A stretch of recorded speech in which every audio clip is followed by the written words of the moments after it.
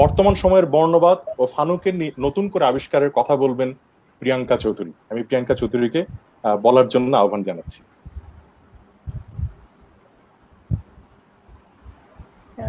অনেক ধন্যবাদ আমাকে শুরুতেই আমাকে দিয়ে শুরু করার জন্য।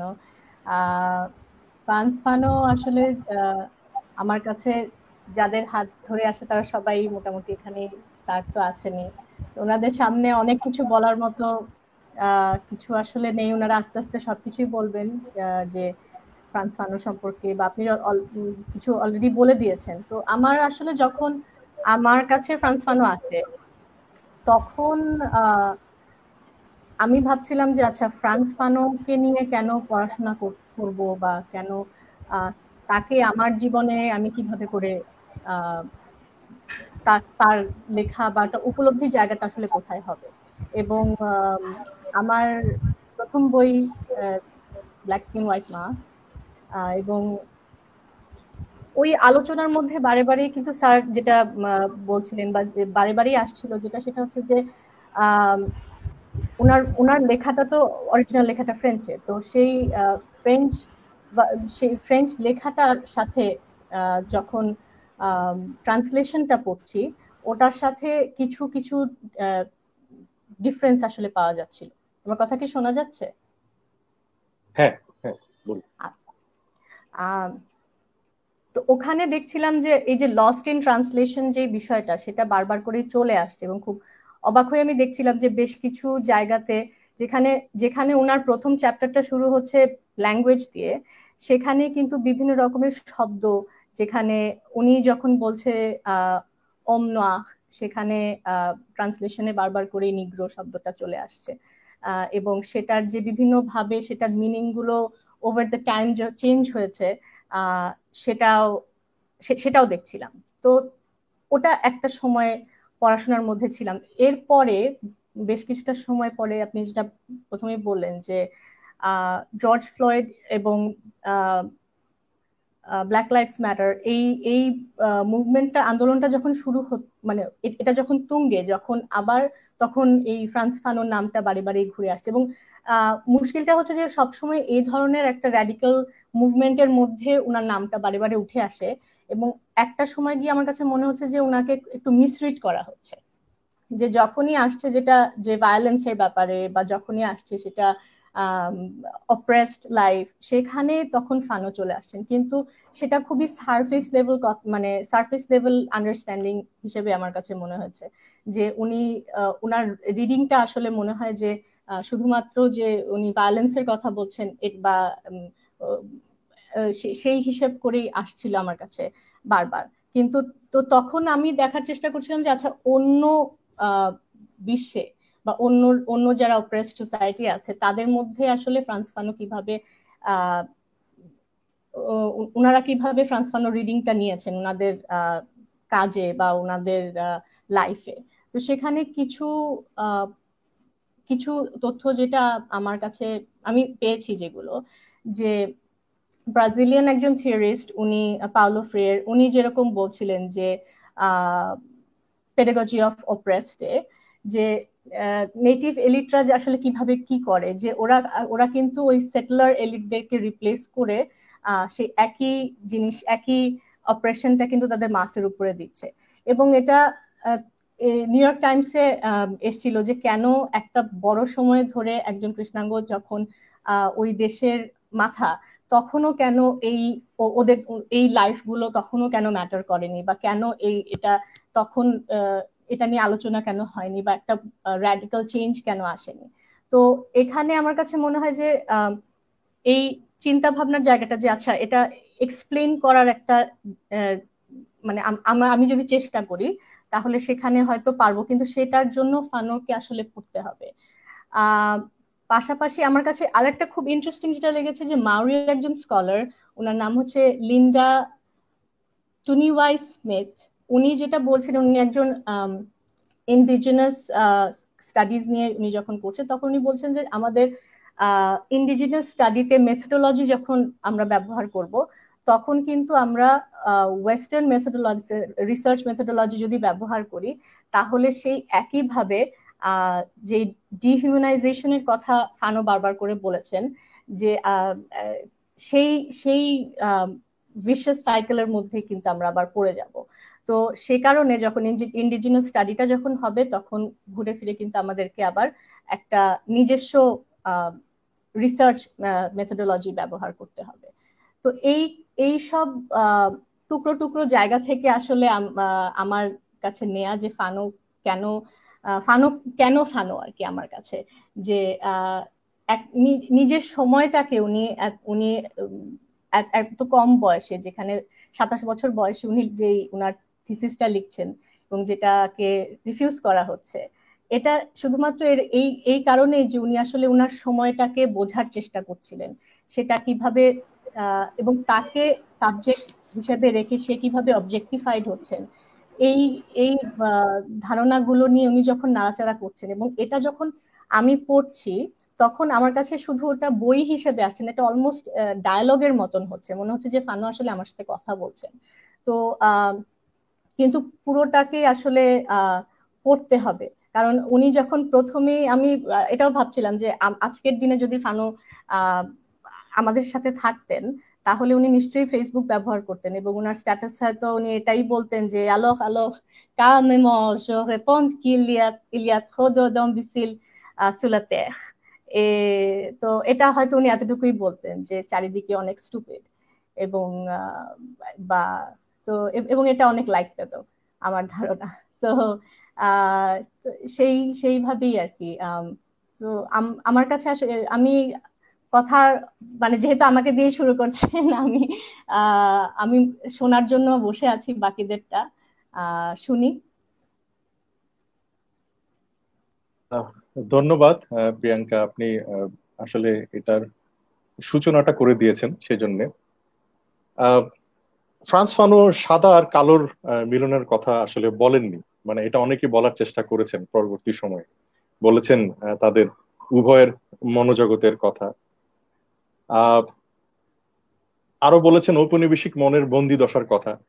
অনেকেই মনে করেন ফানো ভায়োলেন্সের বার্তা প্রচার করেছেন, কিন্তু তিনি উপনিবেশবাদের বিপরীতে আহ উপনিবেশবাদ বিরোধী সংগ্রামে ভায়োলেন্সের ভূমিকার কথা বলেছেন। আসলে বল প্রয়োগ ছাড়া কি এই ঔপনিবেশিক শক্তির নাশ সম্ভব, যদি এই প্রশ্নটি আমরা করি, বা আহ যদি আরেকভাবে আরো যদি একটু এগিয়ে যাই, সাংস্কৃতিক আগ্রাসনকে রুখে দেওয়া কি আসলে সম্ভব, কিংবা উল্টো করে বললে জাতীয় সংস্কৃতির গড়ে তোলার প্রেক্ষাপট রচনা কি আদৌ সম্ভব?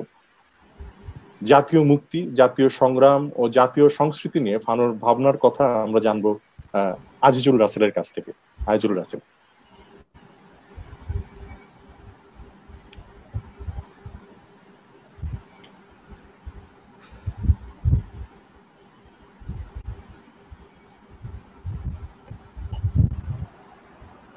হ্যালো, শোনা যাচ্ছে? হ্যাঁ, ধন্যবাদ বিধান দেবগুরু, আপনাকে ধন্যবাদ। এতক্ষণ চমৎকার আমি আলোচনা শুনলাম। এর আগে আমাদের সেন্টার ফর অ্যাডভান্স থিওরির একজন প্রিয়াঙ্কা চৌধুরী কথা বললেন ফানো নিয়ে। তো যেটা বিধান দেবগুরু বলেছেন এবং আমি যেটা নিয়ে বলতে চাই, আসলে প্রথমত আমার আলোচনাটা আমি 3টা ভাগে ভাগ করতে চাই। প্রথমত আসলে ফানোর কথা বলছি। ফানো যে সময়ের চিন্তক, সে সময় ফানো পাঠটা আসলে আমাদের কেন এই সময় ফানো পাঠ করছি বা করব, কি প্রাসঙ্গিকতায় রয়েছে।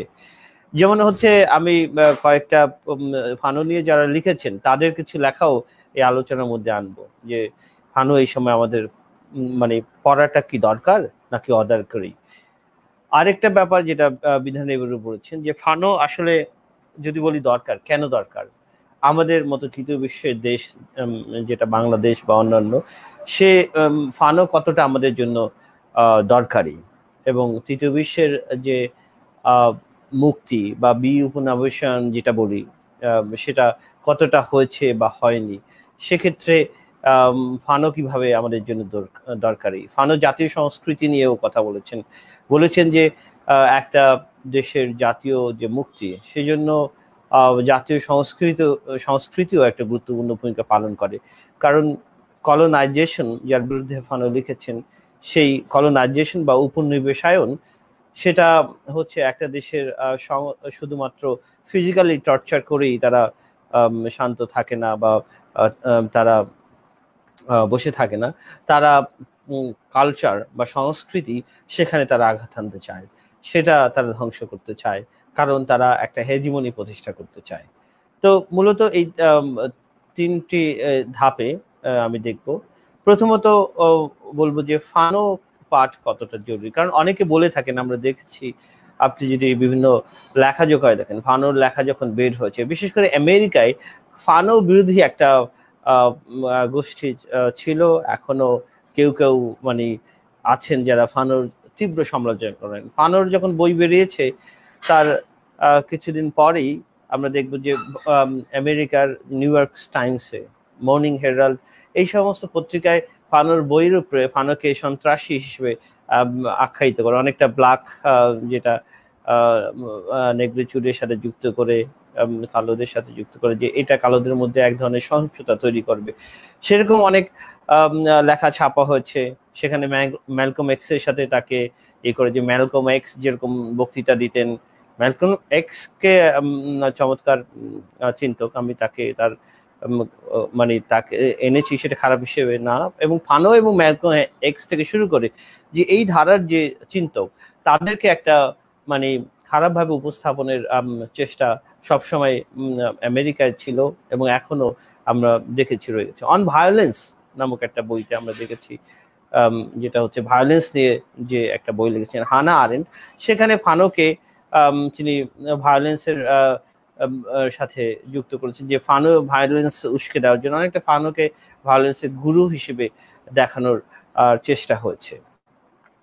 তো ফানো এই সময়ে কতটা দরকারি বা অদরকারি তা বলতে গেলে আমি আরেকটা প্রবন্ধের কথা উল্লেখ করতে চাই। কিছুদিন আগে এই বইটা আমি পেয়েছি হাতে, দীপেশ চক্রবর্তী একটা বই লিখেছেন, অধ্যাপক দীপেশ চক্রবর্তী, যিনি শিকাগো বিশ্ববিদ্যালয়ের অধ্যাপক এবং এই সময়ের একজন স্বনামধন্য অধ্যাপক এবং লেখক, যিনি হিস্টোরিয়ান।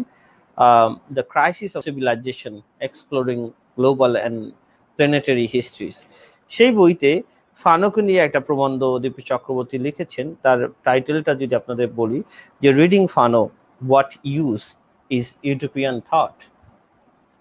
যে এই ধরনের যে থট, যেটা মানে এই যে ইউটোপিয়ান ফানোর যে চিন্তা, কোট আনকোট, যেটা সেটা আসলে এই সময়ে কি ইউজ রয়েছেন। সেক্ষেত্রে আমি পুরো প্রবন্ধটা পড়েছি, পড়লে দেখি যে একটা জায়গায় তিনি মোটামুটি ফানোকে বলেছেন যে না, এখনো এই ধরনের চিন্তা আমাদের উজ্জীবিত করে, আমরা করতে পারি, এটা অনেকটা দরকার। কিন্তু এই চিন্তাটাকে অনেকটা মানে তার যে ইউনিভার্সালিজম, ফানোর যে ইউনিভার্সালিজম, সেটাকে তিনি অনেকটা ইউটোপিয়ান চিন্তা হিসেবে হাজির করতে চেয়েছেন, আমি এটা দেখেছি। এবং কিছু কিছু মানে অনেক দু একটা জায়গায় আমরা দেখেছি ফানোকে উপস্থাপন করার চেষ্টা করা হয়েছে যে তিনি এমএসএর একজন ঘনিষ্ঠ ছাত্র, শিক্ষার্থী। এখানেও যেটা দীপেশ চক্রবর্তী দেখলাম দিয়েছেন, আসলে আমি যতদূর আরো গবেষণা করে দেখেছি, ফানো আসলে মানে সরাসরি সরাসরি এমএসএর ছাত্র না। এটা আমি প্রথম প্রফেসর সলিমুল্লাহ খানের কাছে জেনেছিলাম, পরে আমি গবেষণা করতে যে দেখেছি না, স্যার সলিমুল্লাহ খান স্যার ঠিকই বলেছেন যে না এটাই। তো এরকম একটা ভুল ধারণা তৈরি হচ্ছে, এটা সামান্য একটা ব্যাপার, এটা কিছু না। কিন্তু যেখানে ফানোর সাথে এমএস জায়েরের একটা দ্বন্দ্ব দেখানো হচ্ছে, এমএস জায়ের বা লিওপোল্ড সেঙ্গর সেদর, সেখানে দেখেছি এই লেখায় যে ফানো এবং এমএস জায়ের, লিওপোল্ড সেঙ্গর সেদর এর সাথে একটা দ্বন্দ্ব, যেটা ফানো আসলে তাদের যে নেগ্রিচুড মুভমেন্ট সেটা অতটা সমর্থন করেননি, কারণ নেগ্রিচুড মুভমেন্টটাকে ফানো মনে করেছেন যেভাবে হচ্ছে বা করছেন তারা, এটা অতটা আসলে তার কাছে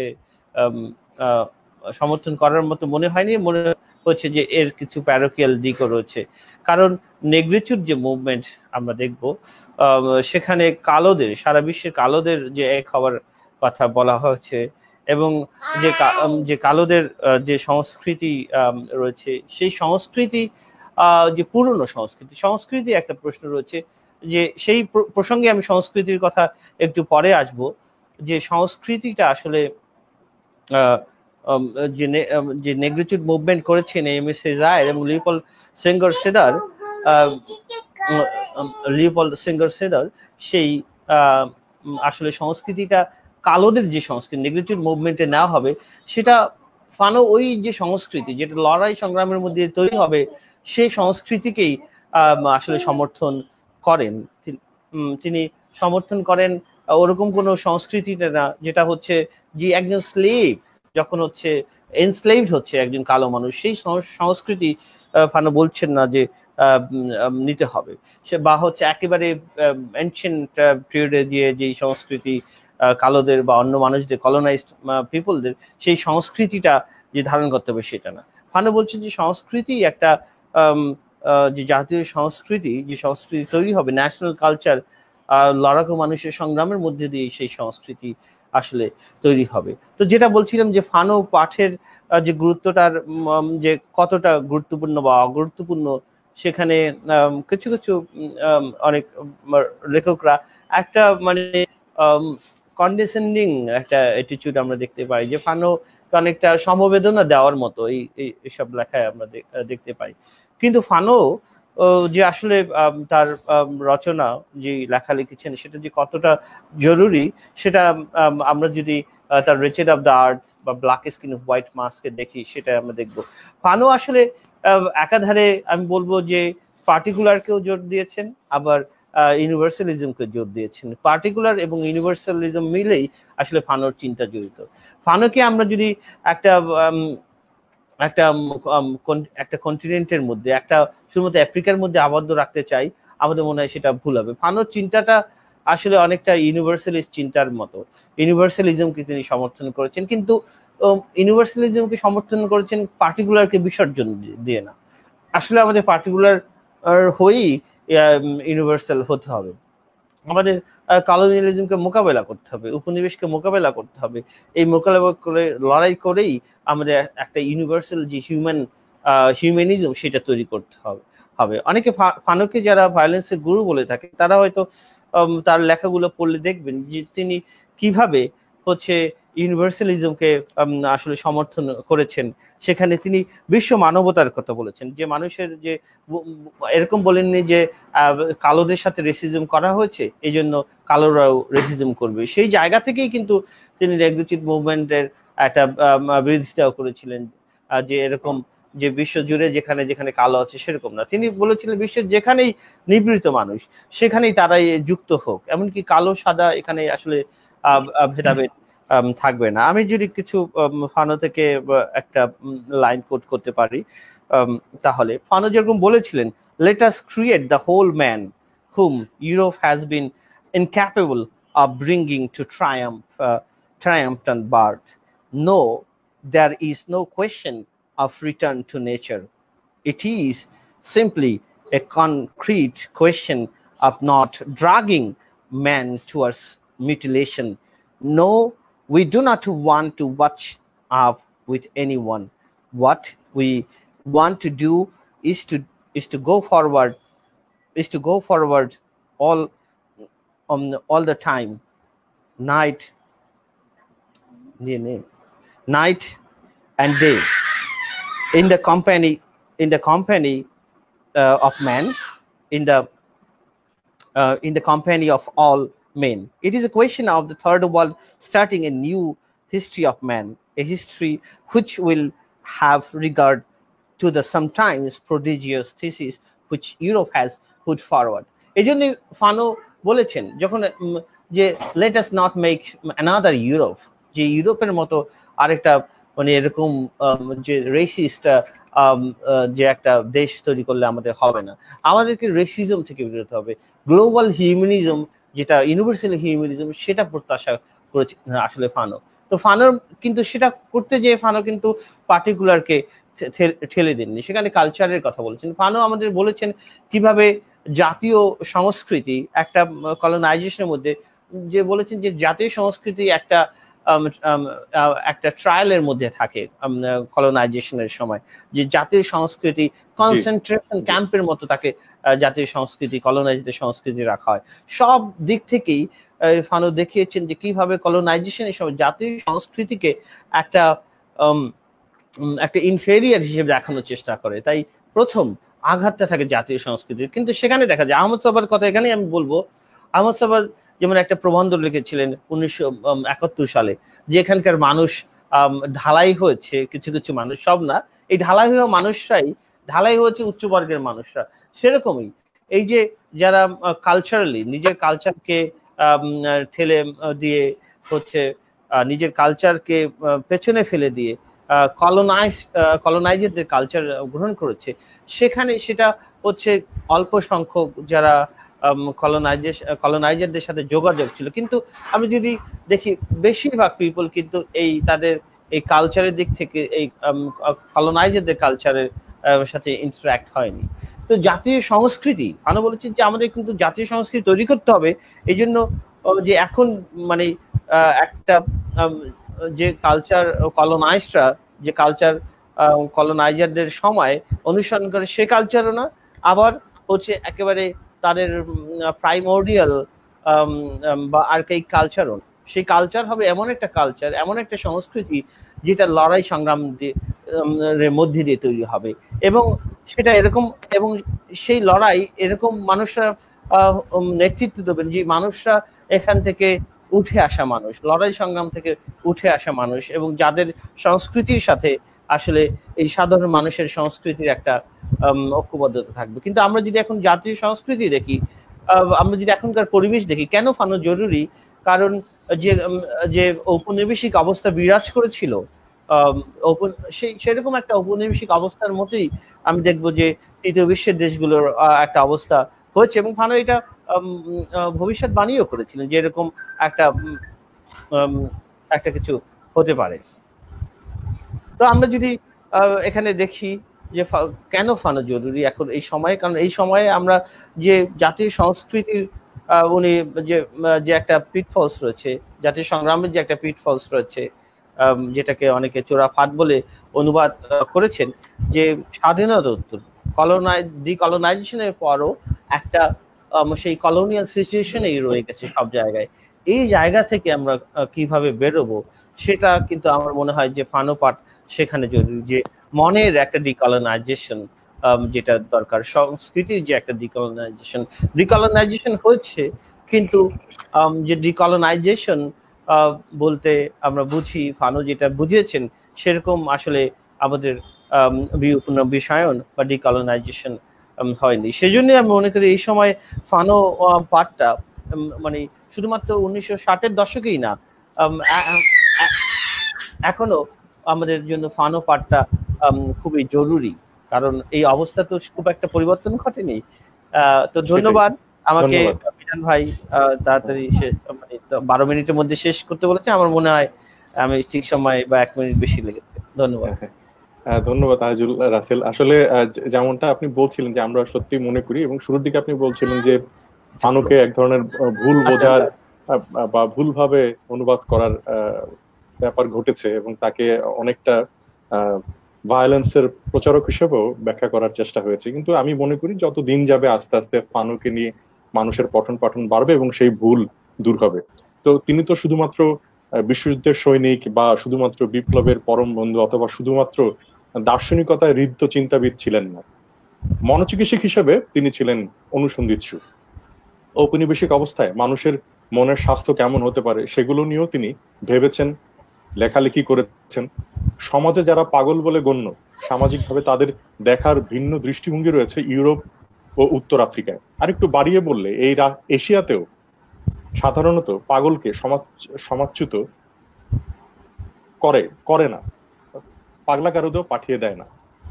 এই বিষয়গুলো ফানো মনোযোগের সাথে লক্ষ্য করেছেন, এবং সবটাই ওই 36 বছর বয়সী।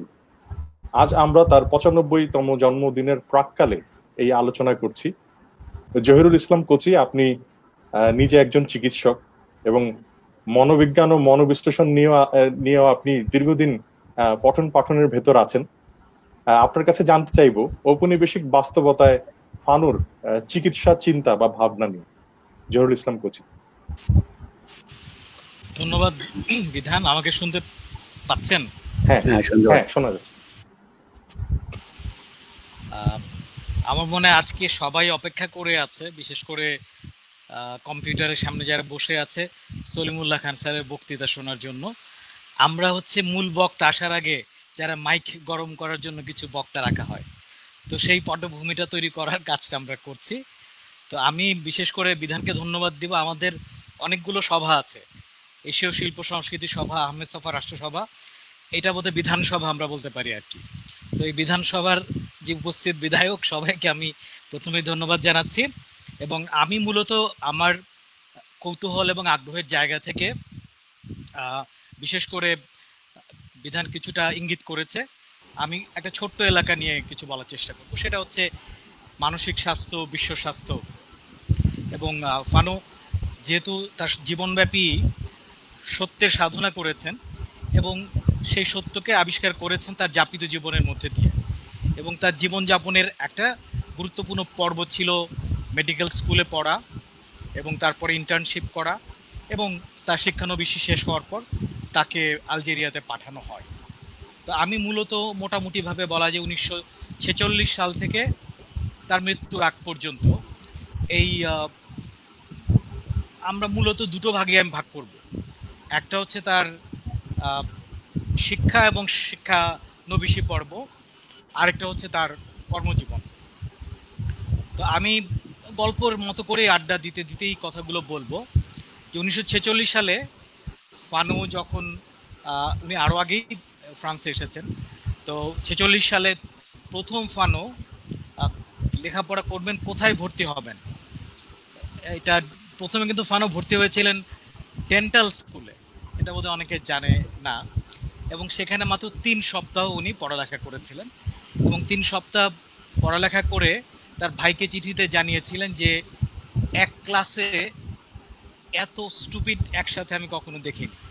এবং সে কোনো কিছু না বলেই কিন্তু মোটামুটিভাবে সেখান থেকে লেখাপড়া শেষ পর্ব সমাপ্তি টেনে চলে গেলেন লিওতে। প্যারিসের যেটা ইকোল দো মেদসা, ওখানে উনি পড়েননি, উনি লিওতে পড়ালেখা করেছেন। লিও ফ্রান্স থেকে, প্যারিস থেকে দূরে, মানে যে অর্থে ইকোল দো মেদসা খুবই প্রেস্টিজিয়াস মেডিকেল স্কুল, যেরকম ঢাকা মেডিকেল কলেজ, লিও একটু দূরে, সেখানেও অনেক নামজাদা চিকিৎসকরা ছিলেন। তো সেখানে উনি তার পড়ালেখা শুরু করেন। বাট ছাত্র অবস্থাতেও যেটা দেখা যায় যে আমাদের যেরকম নাটকে, আমাদের যেরকম সাহিত্যে আগ্রহ থাকে, ফানো খুবই আগ্রহী ছিলেন। যেমন তার পড়ালেখা চালিয়ে যাচ্ছিলেন, পাশাপাশি দেখা যাচ্ছে যে উনি স্পিরিট বলে পত্রিকা যেটা ছিলেন, যেটা ক্যাথলিক লেফটদের পত্রিকা, জাপল সাত্রের লোতো মডার্ন যেটা, সেই পত্রিকা, ওগুলো পড়তেন। এবং থিয়েটারের নিয়মিত ভক্ত ছিলেন। এবং ছাত্র জীবনে উনি নাটকও কিন্তু লিখেছিলেন, এটা হয়তো অনেকে জানা নেই, পরে সেটা উদ্ধার হয়েছে।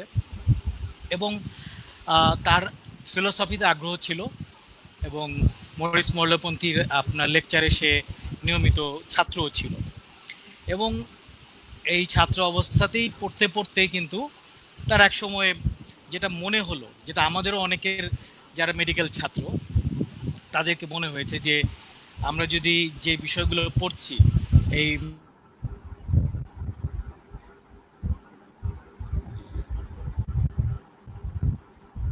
এগুলো কিভাবে, আমি যদি জেনারেল মেডিসিন পড়ি বা মেডিসিনের অন্য কোনো শাখায় পড়ালেখা করি, তাহলে বোধহয় আমি এগুলোকে একসাথে আমি চর্চা করতে পারবো না। সেই জায়গা থেকেই তখন কিন্তু উনি সাইকিয়াট্রিতে আগ্রহ পেলেন। এর মাঝখানে সাইকিয়াট্রি নিয়ে ফ্রান্সেও কিন্তু তখন খুব, যেটাকে বলে যে আমাদের এখানে বাংলাদেশে এখন যাবে যে সাইকিয়াট্রি খুব একটা কি বলে যে মেডিসিন বা এখানে সার্জারি অথবা ইভেন নিউরো মেডিসিন বা এগুলোর যে বিশেষায়িত শাখা যেগুলো আছে, যে ধরনের অর্থমর্যাদা বহন করে, সেগুলো কিন্তু তখনও সাইকিয়াট্রি ওইভাবে করে গঠিত হয়নি। এবং ফ্রান্সে তখন জাকলাকা মোটামুটিভাবে তার লেখা প্রকাশিত হয়েছে, এবং জাকলাকা প্যারিসে, এবং আরও অন্যান্য সাইকিয়াট্রিস্ট যারা নাম করা, পরবর্তীতে আমি আলোচনায় আসব, হেনরি ইউআই অথবা ফ্রাসোয়া তোস্কেল, তারা তখন মোটামুটিভাবে করছেন, এগুলো নিয়ে লেখালেখি করছেন এবং জার্নাল প্রকাশিত হচ্ছে, সেগুলো চর্চার মধ্যে কিন্তু ফানো আছেন। এবং সেই জায়গা থেকে উনি তারপরে পাশ করার পরে আহ, উনি এক হাসপাতালে ইন্টার্নশিপ বেসিক যেটা বলে যে কোর্স করলেন, এবং তারপরে আবার ক্লিনিক্যাল কোর্স যেটা সেটাও লিওতেই করলেন।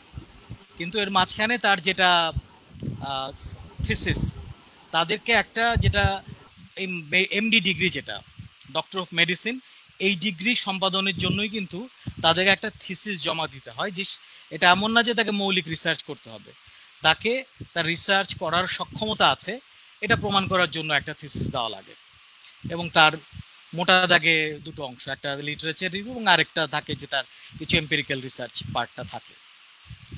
তো যাই হোক, তিনি যার অধীনে মোটামুটিভাবে সাইকিয়াট্রি ট্রেনিংটা করেছিলেন, তখন ফ্রান্সে মূলত, অর্থাৎ এই যে মানসিক রোগ যেগুলো হচ্ছে সেগুলোকে মূলত মনে করা হতো, অনেকগুলো স্কুল অফ থট ছিল, চিন্তার ঘর ছিল। কেউ মনে করতো যে না, এটা আসলে এটা নিউরনের সমস্যা, এটা তার যে সেন্ট্রাল নার্ভাস সিস্টেম, কেন্দ্রীয় স্নায়ুতন্ত্রের সমস্যা, অর্থাৎ এই ঘরটাকে বলা হতো অর্গানোজেনেসিস, অর্থাৎ অর্গানের লেশনের কারণেই এই প্রবলেমটা হচ্ছে। আবার আরেক ঘরানার চিন্তাবিদ লাকাজ সাইকোজেনেসিস বলা হতো, যারা মনে করতেন যে এটা এই আনকনশাস বা কনশাস মনের যে মধ্যে যে তার প্রভাব পড়েছে, পরিবর্তন হয়েছে, তার ফলেই রোগের লক্ষণগুলো শারীরিকভাবে প্রকাশ পাচ্ছে। এছাড়াও আরো অন্যান্য যারা ছিলেন তাদের মধ্যে সোশিওজেনেসিসও বলে একটা ঘর ছিল। তো এগুলো ফানো মোটামুটি ভাবে সবগুলো ঘরের চিন্তার ঘরের সাথে পরিচিত ছিলেন।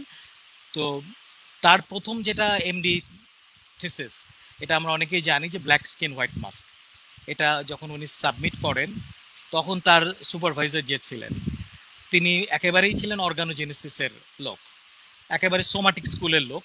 ফলে উনি প্রথমেই এটাকে রিজেক্ট করলেন। কিন্তু যে এটা সলিমুল্লাহ স্যারের ক্ষেত্রেও হয়েছিল, তার সেন্ট্রাল, তার যে মানি স্ট্রাকচার ল্যাঙ্গুয়েজ, তার যে ইকোনমিক্সের পিএইচডি থিসিস, অর্থাৎ তার শিক্ষকরাই সেটা বোঝার জন্য প্রস্তুত ছিলেন না বলে এটাকে দীর্ঘ হয়েছে আর কি স্যারের গবেষণা। তো ফ্রান্স ফানোর তখন একটা কম্প্রোমাইজ করলেন। তো সেই কম্প্রোমাইজ হচ্ছে যে উনি তখন কুইকলি ফ্রেডেরিক অ্যাটাক্সিয়া বলে বা ফ্রেডেরিক ডিজিজ, যেটা এই রোগের নিয়ে উনি একটা থিসিস লিখলেন। সেখানে উনি কিছুটা সাইকোসোমাটিক, কিছুটা সাইকিয়াট্রিক বা সাইকোসোমাটিক, প্লাস তার মনে হলো যে কিছু কিছু জিনিস আছে যেগুলো সামাজিক দ্বন্দ্বের প্রতিফলন মনের মধ্যে পড়ে, সেটাকে উনি যুক্ত করলেন। তো ফলে উনি এই দুটো স্কুলকেই যুক্ত করলেন এই সোশিওজেনেসিস দিয়ে। ফলে তারটা একই সাথে সাথে মোটামুটিভাবে এই স্কুলের মধ্যেই ছিলেন, যেটা রিচার্ড আমরা হেনরি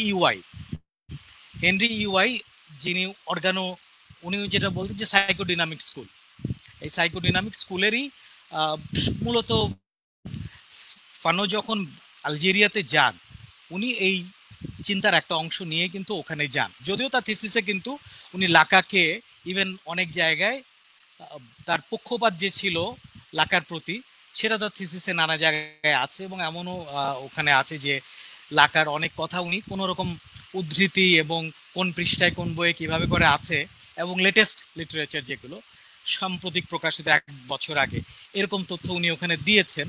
কিন্তু শিক্ষকরা ওটা বুঝতেও পারে নাই, কারণ তারা তার চেয়ে অনেক পিছিয়ে ছিল, এবং লাকার লেটেস্ট লিটারেচার ওগুলো পাঠের জায়গায় উনি ছিলেন না। তো যাই হোক, সেইটা এবং তারপরে উনি গেলেন ফ্রাঁসোয়া তোস্কেলের এখানে, ফ্রাঁসোয়া তোস্কেলের এখানে গেলেন ইন্টার্নশিপ করার জন্য। তোস্কেল তখন ইনস্টিটিউশনাল সাইকোথেরাপি চর্চা করছে, এবং ইনস্টিটিউশনাল সাইকোথেরাপির একটা বড় জায়গা ছিল যে আবার কানেক্ট করছি, একটু পানি নিয়ে আসুন তো, এটা নিয়ে যান, একটু পানি করে রোগীর চিকিৎসার জন্য, অর্থাৎ যে প্রতিষ্ঠানে চিকিৎসা হচ্ছে তারও চিকিৎসা দরকার, অর্থাৎ তাকে রিঅর্গানাইজ করা দরকার।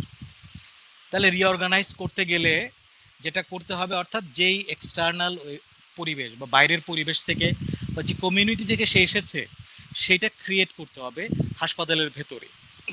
ফলে হাসপাতালের রোগীদেরকে অলস রাখা, তাদেরকে শৃঙ্খলিত করে রাখা, অথবা সব একদিন পর পর ডাক্তার তাদেরকে ভিজিট করতে যায় বা নার্সরা দুর্ব্যবহার করে।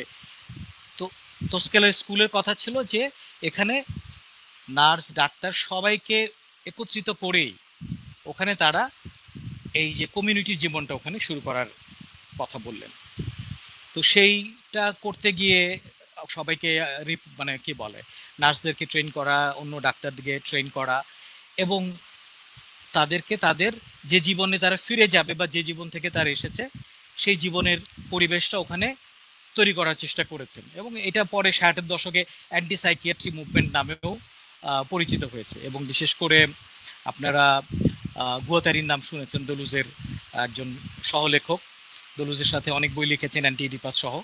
তারা পরে 60-এর দশকে ইনস্টিটিউশনাল সাইকো থেরাপির চর্চা করেছেন। তো ফানো যখন 53 সালে যখন উনি আলজেরিয়াতে গেলেন, তখন তার মাথায় আছে এই যে সাইকো ডাইনামিক থিওরি, তার মাথায় আছে ইনস্টিটিউশনাল সাইকোথেরাপি। বাট ওখানে গিয়েও কিন্তু উনি অনেক যেটাকে বলে যে সংস্কার করার সুযোগ পেলেন। ওখানে গিয়ে দেখলেন যে ওয়ার্ডগুলো রেস অনুযায়ী ভাগ করা, আরব পুরুষদের একটা ওয়ার্ড, ইউরোপিয়ান মহিলাদের ওয়ার্ড আলাদা। তো যাই হোক, সেখানে উনি এই জায়গাগুলো দেখে ইনস্টিটিউশনাল সাইকোথেরাপির ওই জায়গাটা উনি যেটা করলেন, ওখানে প্রাথমিকভাবে যেটা করলেন, সবে ওখানে কিন্তু অনেকে এটা বলে যে এটা নিয়ে তর্ক বিতর্ক আছে যে উনি শেকল খুলে দিলেন ওখানে যারা, অথবা স্ট্রেইট জ্যাকেট যেটা বলে আটকে রাখার জন্য, এগুলো খুলে দিলেন, যে কারণে ওনাকে বলা হতো যে বিংশ শতাব্দীর পিনেল। এবং পিনেল একজন মনোচিকিৎসক ছিলেন যিনি এর আগে ফরাসি বিপ্লবের সময় এই আপনার পাগলাগারদে উনি মানসিক রোগীদেরকে খুলে দিয়েছিলেন, সবার শৃঙ্খল খুলে দিয়েছিলেন। তো ফলে তাকে বলা হতো যে বিংশ শতাব্দীতে আবার ফানো সেই কাজটি করলেন। এবং ওখানে তিনি কিন্তু film club, music society, even ওখানকার যারা অ্যাসাইলামের বাসিন্দা ছিলেন তাদেরকে নিয়ে কিন্তু হসপিটাল জার্নাল, অর্থাৎ তাদের সবাইকে নিয়েই কিন্তু এই কাজগুলো করেছিলেন। এবং তার পরীক্ষা নিরীক্ষা সফল হয়েছে, আবার ব্যর্থ হয়েছে কোনো কোনো জায়গায়। যেমন ইউরোপিয়ান উমেন ওয়ার্ডে এটা সফল হয়েছিল, কিন্তু দেখা গেল যে আরব পুরুষ যারা, তাদের কিন্তু ওয়ার্ডে এটা সফল হয়নি।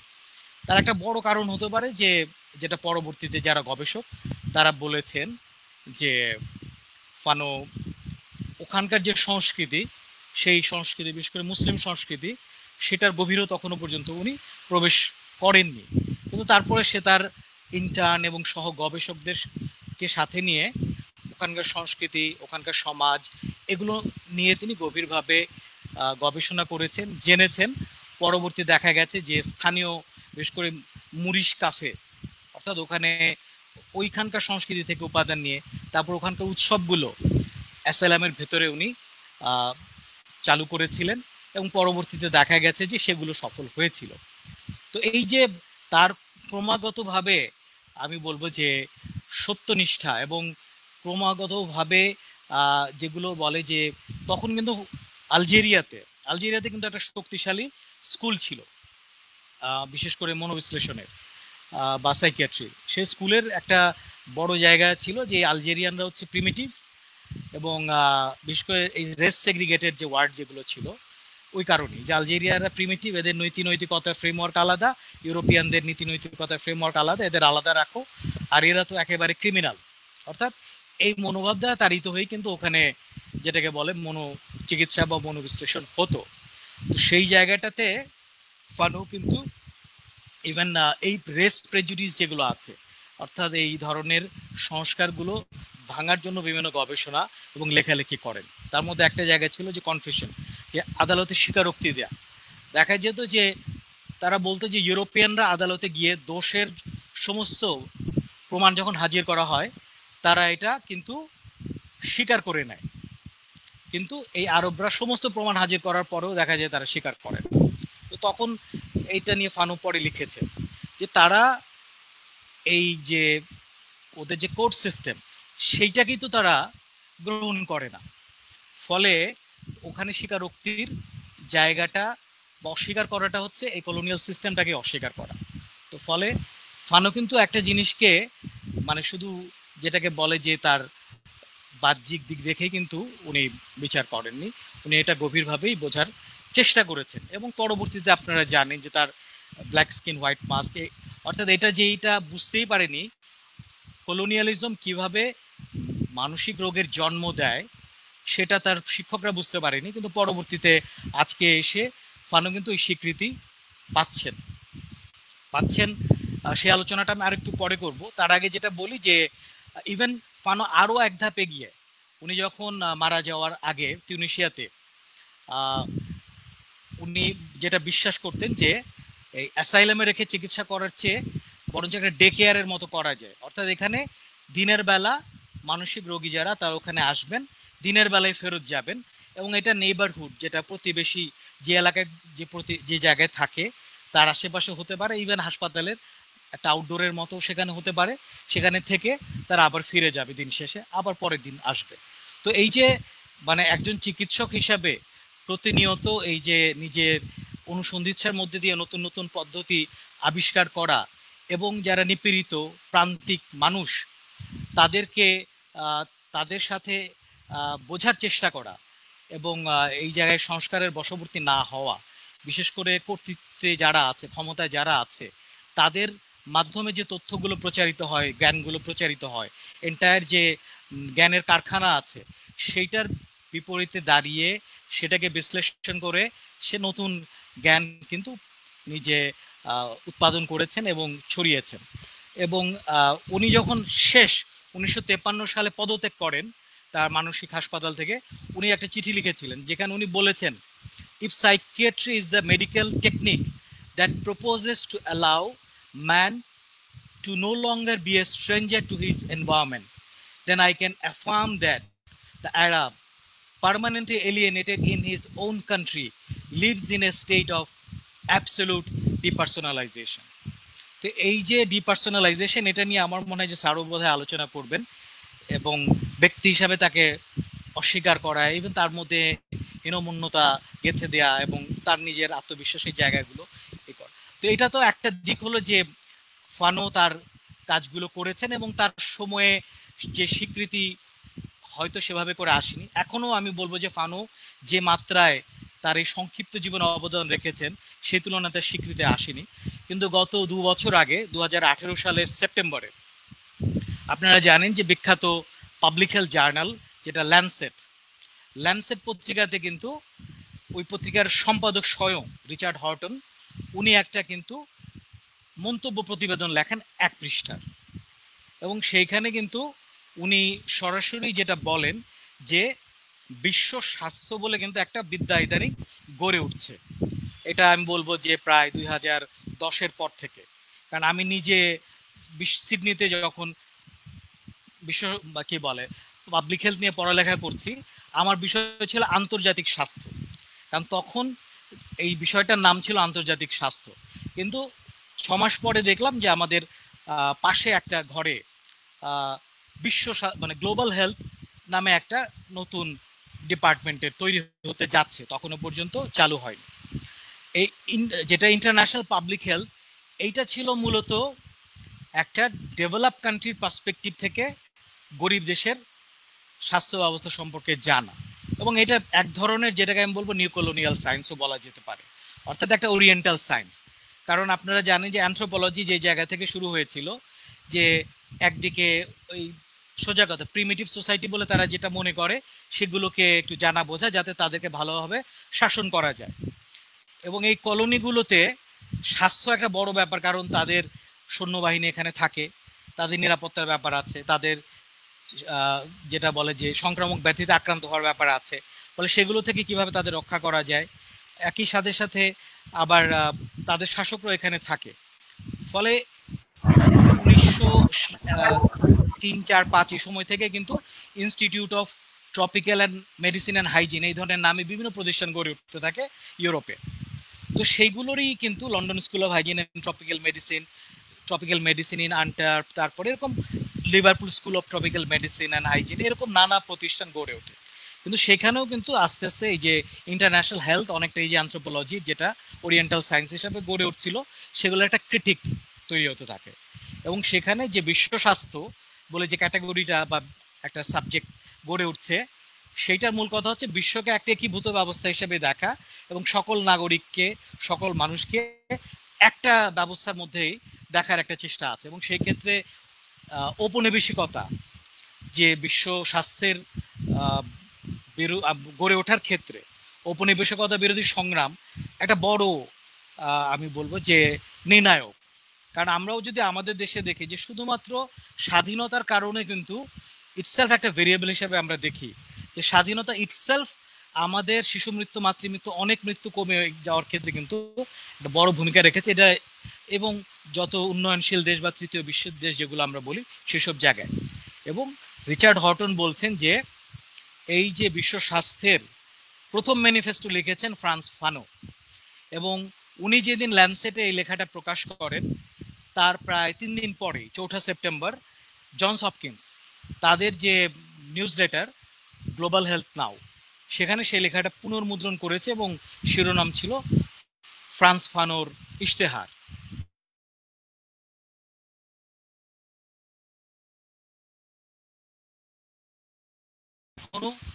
আবিষ্কারের অপেক্ষায়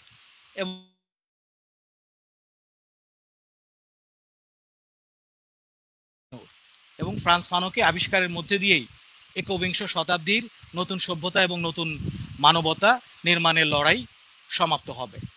আমি বলবো না, চলমান থাকবে। আমি এটুকু বলেই আমি বিধানকে ধন্যবাদ জানাচ্ছি। আমরা সবাই অপেক্ষায় আছি সলিমুল্লাহ স্যারের বক্তৃতা শোনার জন্য।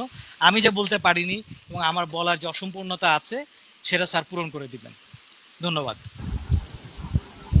ধন্যবাদ জহিরুল ইসলাম কোচি আপনাকে। আপনি চমৎকারভাবে গল্পের মতো করে আসলে ব্যাখ্যা করলেন ফানোর যে তার আরেকটি দিক রয়েছে মেডিকেল নিয়ে পড়াশোনা এবং তার সমসাময়িকদের মধ্যে সেই জানা বোঝা এবং তার শিক্ষকদের মধ্যে যে জানা বোঝার ব্যাপারটি ছিল।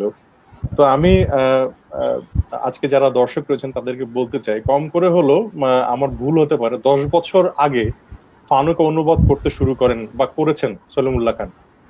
ফরাসিতে যা টু নোয়া মাস্ক ব্ল বা তারই বাংলা অনুবাদ তিনি করেছেন কালো পোস্তা ধলা পোস্তানি। বইটি মাত্র 27 বছর বয়সে লিখেছিলেন ফানো। প্রথম অধ্যায়ের শুরুতে ফানো লিখেছিলেন, সলিমুল্লাহ খানের তর্জমায় পড়ছি, আমাদের ধারণা সংসারে সবার আগে ভাষা সত্য, তাহার উপরে নাই। তাই আমরা মনে করি এই বিষয়টা দিয়েই শুরু করা দরকার। ইহাতে এক সুবিধা, অপর বলিতে আধলা আদমির মনে যে ধারণা বিরাজ করে তাহার কিছুটার সহিত আমাদের পরিচয় হইবে। কথা মানি তো অপর পক্ষের অপেক্ষা, এ কথার অন্যথা নাই। আনকোট। তাই আমরাও ভাষার প্রস্তুতি এবারের আলোচনা শুরু করতে চাই। আমরা এখন কেমন ভাষার রাজনীতির ভেতর বসবাস করছি? এ ভাষার রাজনীতিতে বর্ণবাদ, উপনিবেশ ও সাংস্কৃতিক আগ্রাসনের অবস্থানই বা কোথায়? এ সমস্ত বিশ্লেষণ করবেন সলিমুল্লাহ খান স্যার। ধন্যবাদ। আমরা একটা সংগ্রামের মধ্যে আছি, সেটা হচ্ছে ইন্টারনেটের সংযোগ সংগ্রাম, মাঝে মাঝে কেটে যাচ্ছে। তো বিধানকে প্রথমে ধন্যবাদ দেই সুন্দর একটা নাম নির্বাচনের জন্য।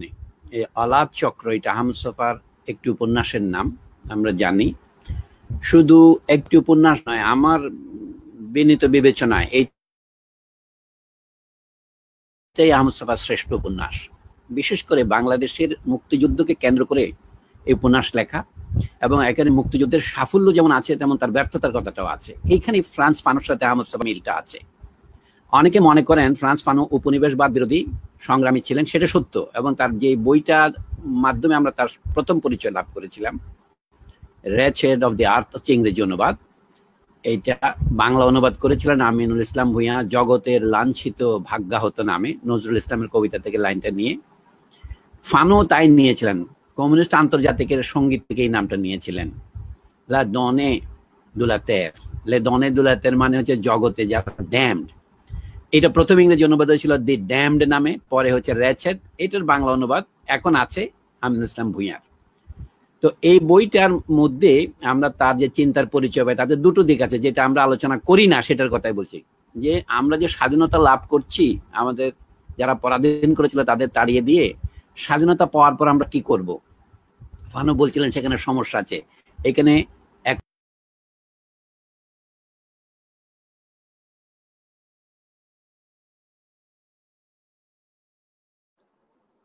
সংযোগটি বিচ্ছিন্ন আছে, তিনি আশা করি আবার ফিরে আসবেন। একটু দুঃখিত, আমি ফিরে এলাম। তো আমাদের এই নতুন স্বাধীন দেশগুলিতে যে গণতন্ত্রের মৃত্যু হতে পারে এবং এটা যে আরো ভয়াবহ হয়ে উঠতে পারে, সেই সাবধান বাণী ফানু উচ্চারণ করেছিলেন। আপনারা জানেন এই র্যাচেট অফ দি আর্থ বইতে অনেকগুলি প্রবন্ধের মধ্যে একটা নাম হচ্ছে, যেটা আজিজুল আসর উল্লেখ করেছেন, এটার ইংরেজি অনুবাদ হচ্ছে পিটফলস অফ ন্যাশনাল কনসাসনেস, মানে জাতীয় চেতনার চোরা ফাঁদ নামে অনুবাদ হয়েছে এটা। তো সেই বইতে উনি যা বলেছেন সেটাতে আমি পরে আসবো, কিন্তু আমাদের আগে জিজ্ঞেস করা উচিত ফানুর বিষয়ে আমরা আগ্রহী হলাম কেন। আপনার দ্বিতীয় প্রশংসা করি বিধান, সেটা হলো শুধু আলাপচক্র নয়, এই যে আলোচনা করলাম, আমার নাম দিয়েছি ফানু বেঁচে থাকলে আজকে তার বয়স হতো 95 বছর বা 5 × 100 বছর। এটা বাংলা রচনা রীতিতে আমরা এইভাবে বলি, 5 × 100 বছর, আর 5 বছর হলে 100 হবে। আমি এখানে শুরুতে বলে রাখি, ভুলে যাওয়ার আগে, আগামী 5 বছর পরে অর্থাৎ 2025 সনে ফানুর জন্মের 100 বর্ষ পূর্ণ হবে। কিন্তু দুর্ভাগ্যের বিষয় হচ্ছে আমরা ফানু নিয়ে আলোচনা করছি বায়বীয়, কারণ তার বইগুলো বাংলায় নেই। আমিনুল ইসলাম ভূঁইয়ার অনুবাদের প্রতি শ্রদ্ধা প্রদর্শন করে বলছি, ওটা বরং ইংরেজি বোঝা যায়, এই বাংলা বোঝা অনেক কঠিন। আমি যেটা অনুবাদ করেছিলাম সেটা সম্পূর্ণ হয়নি, আমি 3টা অধ্যায় মাত্র অনুবাদ করেছিলাম। আমার বক্তব্য হচ্ছে আমরা আগামী 5 বছরে যদি পারেন আপনারা সবাই ফানুর বইগুলো বাংলায় প্রাঞ্জল তর্জমা করুন, মানুষ পড়ুক। তাহলে বলছি এই লোকের লেখা কেন আমরা তর্জমা করব, কেন পড়বো, অথবা কেন তাকে নিয়ে আমরা আলোচনা করছি, এটা পরিষ্কার করা উচিত আমাদের শুরুতেই। আমি বলি 95 বছর আগে তিনি যেখানে জন্মেছিলেন সেটা ফ্রান্সের উপনিবেশ, আমরা ইংরেজিতে বলি ফ্রেঞ্চ ক্যারিবিয়ান। কোথায়? তিনি যে ক্ষুদ্র দ্বীপে জন্মেছিলেন মার্তিনিক, তার পাশে আরেকটা দ্বীপ আছে, এটা নাম হচ্ছে গুয়াদলোপ। এই দুটো এখনো ফ্রান্সের উপনিবেশ, কিন্তু তারা উপনিবেশকে এখন আর উপনিবেশ বলে না। কানা ছেলের নাম পদ্মলোচন হয়েছে, নাম দিয়েছে ডিপার্টমেন্ট, দেপার্টমেন্ট, অর্থাৎ ফ্রান্সের প্রদেশ। আরেকটা আছে ফ্রেঞ্চ গায়ানা, যেটা মূল ভূখণ্ডে, ব্রাজিল যে অংশে সেই মূল ভূখণ্ডে এটা গায়ান বলে। এই 3টা, এমনকি ভারত মহাসাগরে আরেকটা দ্বীপ আছে যেটার নাম রিইউনিয়ন, মরিশাসের মতোই, এটাও ফ্রান্সের উপনিবেশ। এই 4টা উপনিবেশ কিন্তু আছে ফ্রান্সের। পৃথিবীতে উপনিবেশবাদ শেষ হয়ে গেছে কিন্তু পুরোপুরি উচ্ছেদ হয়নি। যেমন পুয়ের্তো রিকো মার্কিন যুক্তরাষ্ট্রের উপনিবেশ, কারণ সে তাকে তো অঙ্গরাজ্য পরিণত করেনি। ফ্রান্স অন্তত ভদ্রতা করে এগুলিকে অঙ্গরাজ্যে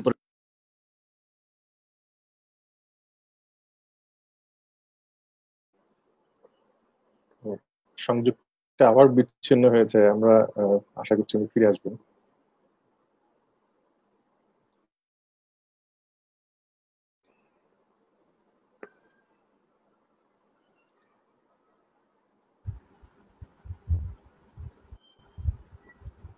যে বিধান, দুঃখ প্রকাশ করা ছাড়া উপায় নেই, বারবার সংযোগ করে যাচ্ছে এখানে। তো ফ্রান্স ফানুর কথা শুরু করি, আপনারা অন্যরা শুনতে পাচ্ছেন কিনা জানি না। বিধান, শোনা যাচ্ছে আমার কথা? জি, শুনতে পাচ্ছি আমরা। মুশকিলের কথা।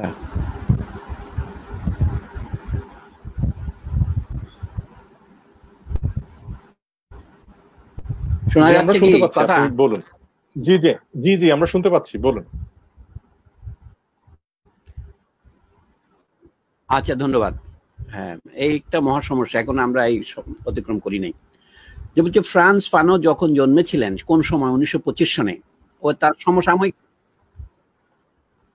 হ্যাঁ, আরো যারা জন্মেছিলেন তার সমসাময়িক লোকদের মধ্যে ফিডেল কাস্ট্রো, চে গেভারা, এরা তার সমকালীন লোক আর কি। কিন্তু আমরা কেন আগ্রহী সেটাই বলছি। ফ্রান্স ফানো জন্মেছিলেন একটা পরাধীন দেশে, তার পূর্বপুরুষেরা ছিল দাস, পুরুষ এবং পূর্ব নারী।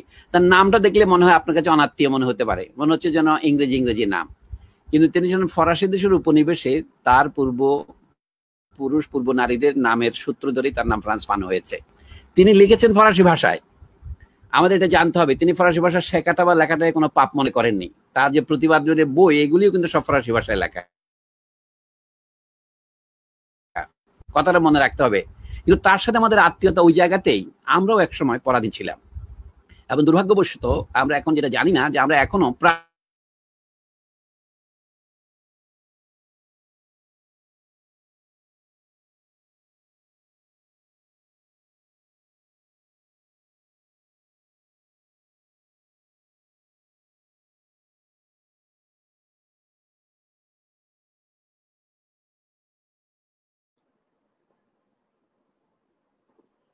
আসলে আমরা দুঃখিত, কারণ আমরা জানি যে এক এক জায়গা থেকে আসলে ইন্টারনেটের মাধ্যমে আমরা যুক্ত হচ্ছি, যে এক এক এলাকায় ইন্টারনেটের যে সার্ভিস সেটা হয়তো একরকম নয়।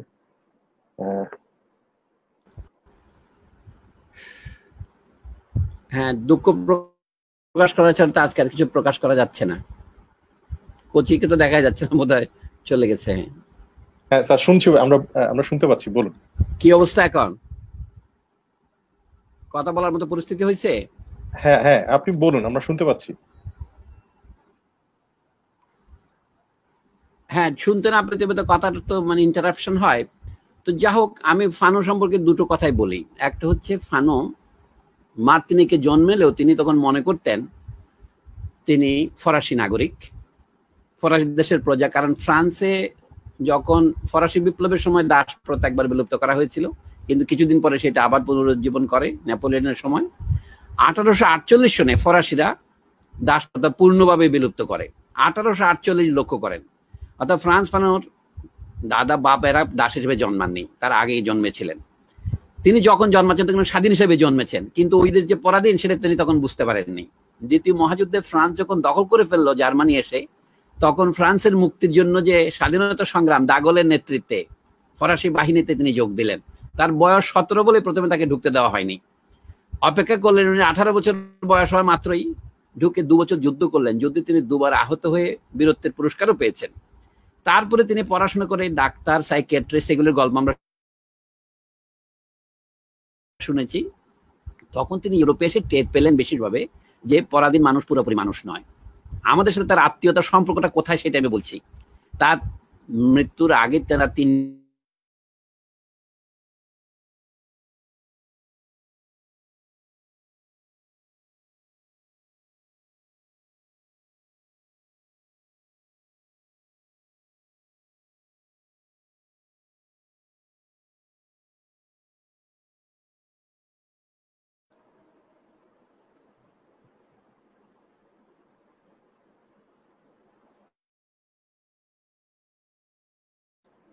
আমরা অপেক্ষা করছি স্যারের যুক্ত হওয়ার জন্য।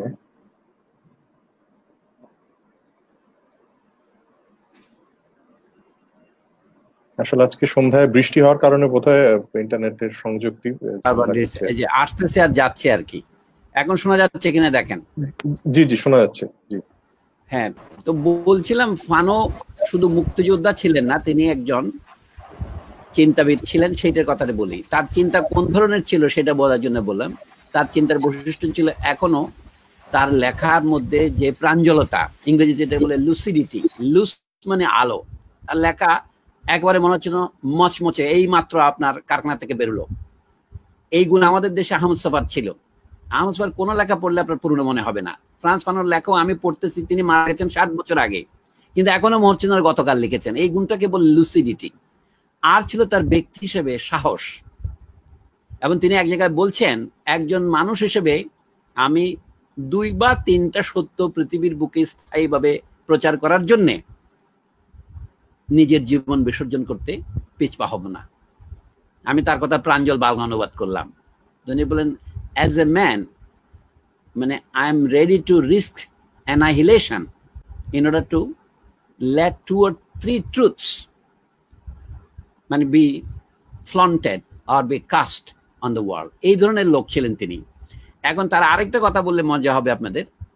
ফানোর প্রথম বইটা, যেটা আমরা বলছি, যেটার নাম যেন সহজ বাংলা যদি বলি, যে কালো মুখ ঢলো মুখোশ, সেই বইতে শেষ বাক্যটা হচ্ছে বলছি, আমি আগে বাংলায় বলি, মানে ফরাসিতে আরো সুন্দর। তা আপনি জানেন, তিনি বলছেন, হে আমার দেহ,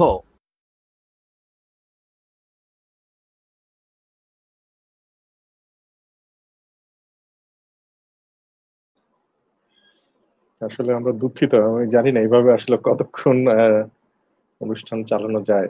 আহ,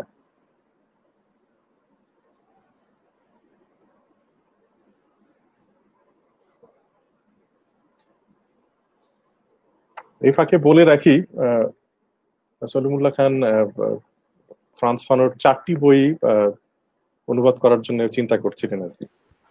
আশা করি এখন শুনতে পাবেন। আমি একটা হটস্পট চালু করেছি, আগের ওইটা ইন্টারনেট কাজ করতেছে না। হ্যাঁ, এখন সুন্দর লাগছে, মানে এখন ভালো আচ্ছা, লাগছে। ধন্যবাদ। হ্যাঁ, তো আমার বক্তব্যের সার কথাই বলি আপনাকে। ফানো বলছেন, হে আমার দেহ, প্রার্থনা লিখতেছেন, my last prayer is oh my body make me a man, মানে who make me a man who questions always. কিন্তু আপনি যদি উল্টে বলেন হু কোয়েশ্চেন্স অলওয়েজ, এরকম নয়। ফরাসিতে আরো বেশি সুন্দর করে উনি বলছেন, এই কথাটা আমি একটু পরে বলবো। এখন আপনি জানেন ফানো মারা যাওয়ার পর তার কবর হয়েছে, তিনি মারা গেছেন আমেরিকায় হসপিটালে চিকিৎসার সময়। তার লাশ আলজেরিয়ার মুক্তি বাহিনী, তখন আলজেরিয়া স্বাধীন হয়নি, 1961 সনের 6 ডিসেম্বর তিনি মারা যান। আর আলজেরিয়ার চুক্তির মাধ্যমে স্বাধীন হবে যুদ্ধের শেষে 1962 সনের মার্চ মাসে, অর্থাৎ আলজেরিয়া স্বাধীন হবার মাস 4 আগে তিনি মারা গেছেন। কিন্তু তাকে লাশ দাফন করা হয়েছে আলজেরিয়ার মাটিতে, তিউনিসিয়ার সীমান্তে। তো সেই জন্য তার কবর অনেক সময় খুঁজে পাওয়া যাচ্ছিল না। এখন তার জন্মভূমি মার্তিনিকে, তার যেখানে মা বাপের ভিটা, সেখানে একটা প্লাক লাগানো হয়েছে। সেই প্লাকটা খুব মজার, সেখানে লিখছে যে আমার শেষ প্রার্থনা, আমাকে এমন মানুষ করো যে সব সময় প্রশ্ন করে। অর্থাৎ সেইখানে হে আমার দেহ কথাটা বাদ দেওয়া হয়েছে। আমি আপনাদের বোঝানো যে বলছি কি, মন উলতিম প্রিয়ের ও মোকর বলে ফেদ মোয়া তুজু আনুম কি এন্টারোজ oh my body always make me a man who questions. আপনি যদি বলেন তিনি এরকম যদি লিখতেন make me a man who always question, তা কিন্তু তিনি বলেননি। সবসময় প্রশ্ন করে যাওয়া আমার কাজ নয়, আমার মাঝে মাঝে উত্তর দিতে হবে, কিন্তু সবসময় যেন আমি এমন মানুষ থাকি যে প্রশ্ন করে। এই দুটা কথার মধ্যে পার্থক্য আছে। আমি বলছি উনি কোন ধরনের চিন্তাবিদ জানবেন। সে প্রার্থনা করছে নিজের দেহের কাছে। কোন দেহ? যে দেহ কালো, যে দেহকে সাদা লোকেরা মানুষ বলে স্বীকৃতি দেয় নাই, কর্তা বলে স্বীকৃতি দেয় নাই, তাকে তারা একটা বস্তুতে পরিণত করেছে, অবজেক্টে পরিণত করেছে। ফানোর চিন্তাবিদ হিসেবে বিদ্রোহ ছিল সেইটাই। এখন আমি বলি, তার বন্ধু ছিলেন জাল সার্ট, তাকে সবাই সারা পৃথিবী চেনে। তার বইয়ের উনি লিখেন, সার্ট বান্ধবী সিমন দে বুয়া, নারীবাদীদের একজন নেত্রী সারা পৃথিবীতে। তিনি ফ্রান্সের ফানোর বান্ধবী ছিলেন, এবং আরো বড় বড় দার্শনিক যাদের সাথে তিনি পড়াশোনা করেছেন, তার মধ্যে হচ্ছে কি মরিস মেরলো-পন্তি। কিন্তু আজকে যদি ফরাসি দর্শনের ইতিহাস বলা হয়, এখনো বলা হচ্ছে ফ্রান্সে যারা সবচেয়ে ভালো গদ্য লেখেন, ফানো তাদের একজন। কিন্তু আজকে আপনারা যত দেরিদা, ফুকুর নাম শুনেছেন, কোচিও বলে গেলেন, দুলুজের নাম, ফেলিস গুয়েতারির নাম, কিন্তু ফ্রান্স ফানোর নাম নেয় না কেন তারা? ফ্রান্সের দর্শনের ইতিহাসের আপনি 10টা বই দেখেন, 100টা বই দেখেন, একটা তো ফ্রান্স ফানোর নাম দার্শনিক হিসেবে পাবেন না। কিন্তু দর্শনে সবচেয়ে বেশি মূল চিন্তা কখন হয়? যখন মানুষ নিজের অভিজ্ঞতাকে চিন্তায় রূপান্তরিত করতে পারে। ফানো সেটা করেছেন। তার যে বইটার কথা আমরা বলছি, তার একটা অধ্যায়ের নাম ইংরেজিতে ভুল অনুবাদে লিখেছেন, যেটা প্রিয়াঙ্কা বলার চেষ্টা করেছিলেন, যে ফ্যাক্ট অফ ব্ল্যাকনেস। ফানো কিন্তু তা লেখেন নাই, উনি লিখেছেন the lived experience of the black man, l'expérience vécue du noir, অর্থাৎ কালো মানুষের অভিজ্ঞতা কি। ফানো একদিন, একটা গল্প বললেই বোঝা যাবে, ট্রেনে করে যাচ্ছেন ফ্রান্সের মধ্যে লিও থেকে প্যারিসে। তো ট্রেনের কামরার একদিকে তিনি বসেছেন এবং তাকে দূরত্ব রেখে অন্য লোকেরা বসেছে সাদারা। দূর থেকে একটা বাচ্চা মায়ের কোলে বসে মাকে বলছে, মা মা একটা নিগ্রো, ও ন্যাগ। তখন ফানো বলছে, আমি মজা পাচ্ছিলাম, বাচ্চাটা আমাকে নিগ্রো বলছে। কিছুক্ষণ বলছে, মা নিগ্রো, আমার ভয় করছে। ফানো বলছে, আমার তখন খারাপ লাগতে শুরু করলো, মা নিগ্রো কি আমাকে খেয়ে ফেলবে?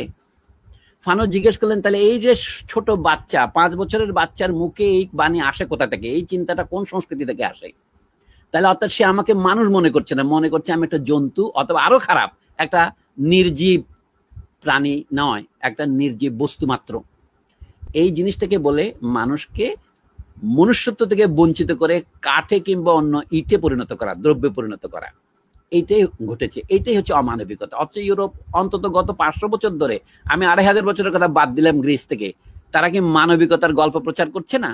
মানবতন্ত্র, এই যে আমরা বলছি রেনেসাঁস, রিফরমেশন, এগুলি কি প্রাচীন গ্রিক চিন্তার পুনরুজ্জীবন। গ্রিক চিন্তা কি বলে? তার মূল কথা হিউম্যানিজম। ফানো বলছেন তুমি তো মানুষের নামে ব্যবসা করছো, এবং মানুষের নামে যা বলছো সেগুলো তো সমস্ত এই মানুষকে তো, কালো মানুষকে তুমি দাসে পরিণত করেছো, এবং দাসকে তুমি নামমাত্র মুক্তি দিয়ে এখন তাকে তুমি দ্রব্যে পরিণত করতেছো। আমি ফ্রান্সের নাগরিক হিসেবে ফ্রান্সে ঘুরে বেড়াচ্ছি, কিন্তু তুমি আমাকে বলছো আমাকে দেখলে তোমার বাচ্চার ভয় করে, আমি কি বাঘ না আমি কি ভালুক খাবো? এই ওর পুরুষের পর পুরুষ, বংশের পর বংশ এই ধারণা তার মাথায় ঢুকিয়েছে। এই জন্য শেষ কথাটা খেয়াল রাখবেন। আপনারা তো প্রার্থনা করেন, আমি ঈশ্বরের কাছে প্রার্থনা করছি, পরমেশ্বরের কাছে, আত্মা, এই সমস্ত কথাকে নিয়ে উনি ব্যঙ্গ করেছেন। উনি লিখছেন, হে আমার দেহ, এই আমার শেষ প্রার্থনা, আমাকে সবসময় এমন মানুষ করে রাখো যে প্রশ্ন করে, এবং 2 বা 3টা সত্য প্রতিষ্ঠার জন্য প্রয়োজন হলে আমি নিজের অস্তিত্বকে বিসর্জন দিতে রাজি আছি।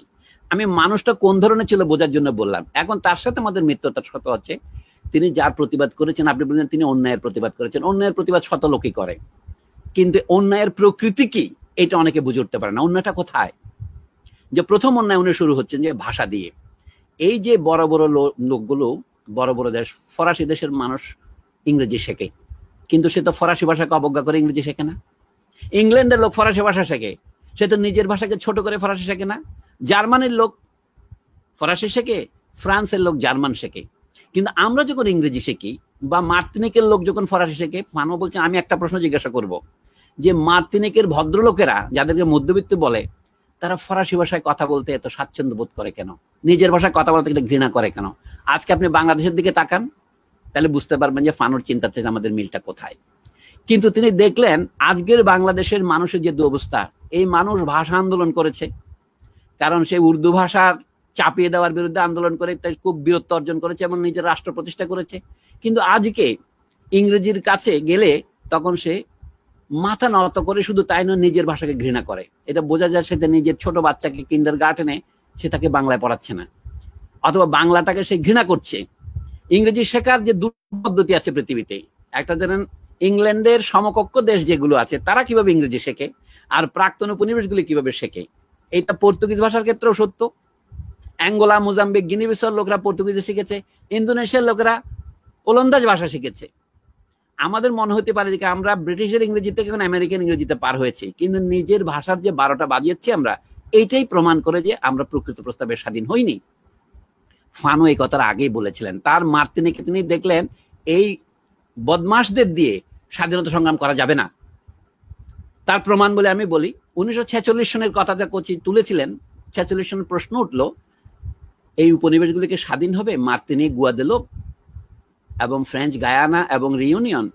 তখন ফ্রান্স ফানোর শিক্ষক বলে যাকে বিজ্ঞাপন দেওয়া হয়, এম এস সেজার কবি, যাকে তিনি পছন্দ করতেন, তিনি বললেন যে না, আমরা অর্থনৈতিকভাবে এতই দুর্বল যে আমাদের এখন ফ্রান্স থেকে আলাদা হওয়া যাবে না। ফানো এটাতে খুব বেশি আনন্দ পাননি। ইনি ছিলেন ফ্রান্সে পড়া একজন অত্যন্ত উচ্চমানের ছাত্র, উচ্চমানের কবি এম এস সেজার, যার সম্পর্কে ফ্রান্সের বিখ্যাত সুররিয়ালিস্ট কবি আন্দ্রে ব্রেতো বলেছিলেন, কি বলেছিলেন, যে আজকে ফরাসি ভাষা এম এস সেজারের চেয়ে ভালো লিখতে পারে এমন কোন সাদা লোক নেই, এত ভালো ফরাসি উনি লেখেন। ফানো এটা প্রতিবাদ করে বললেন, বুঝলাম উনি ভালো লেখেন, কিন্তু কালো হওয়ার ফলে উনি ভালো লিখতে পারবেন না, এই কথাটা আপনার মনে এলো কেন? আজকে কোন সাদা ভদ্রলোকও এম এস সেজারের মতো ফরাসি লিখতে পারে না। এই কথা বলার সময় তিনি যে কালো, এইটাই উল্লেখ করার দরকারটা কি? এটাই বইতেই আছে। আমি কথাটা বলছি যে ফানোর চিন্তার ধরনটা বোঝার জন্য।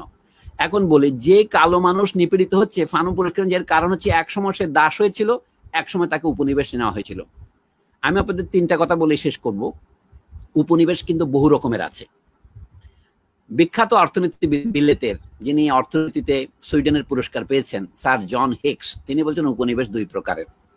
এগুলিকে নাম দিয়েছেন বাণিজ্যিক উপনিবেশ, যেমন আমাদের দেশগুলো ছিল ইংরেজরা এখানে ব্যবসা করতে আসছে তারপরে চলে গেছে।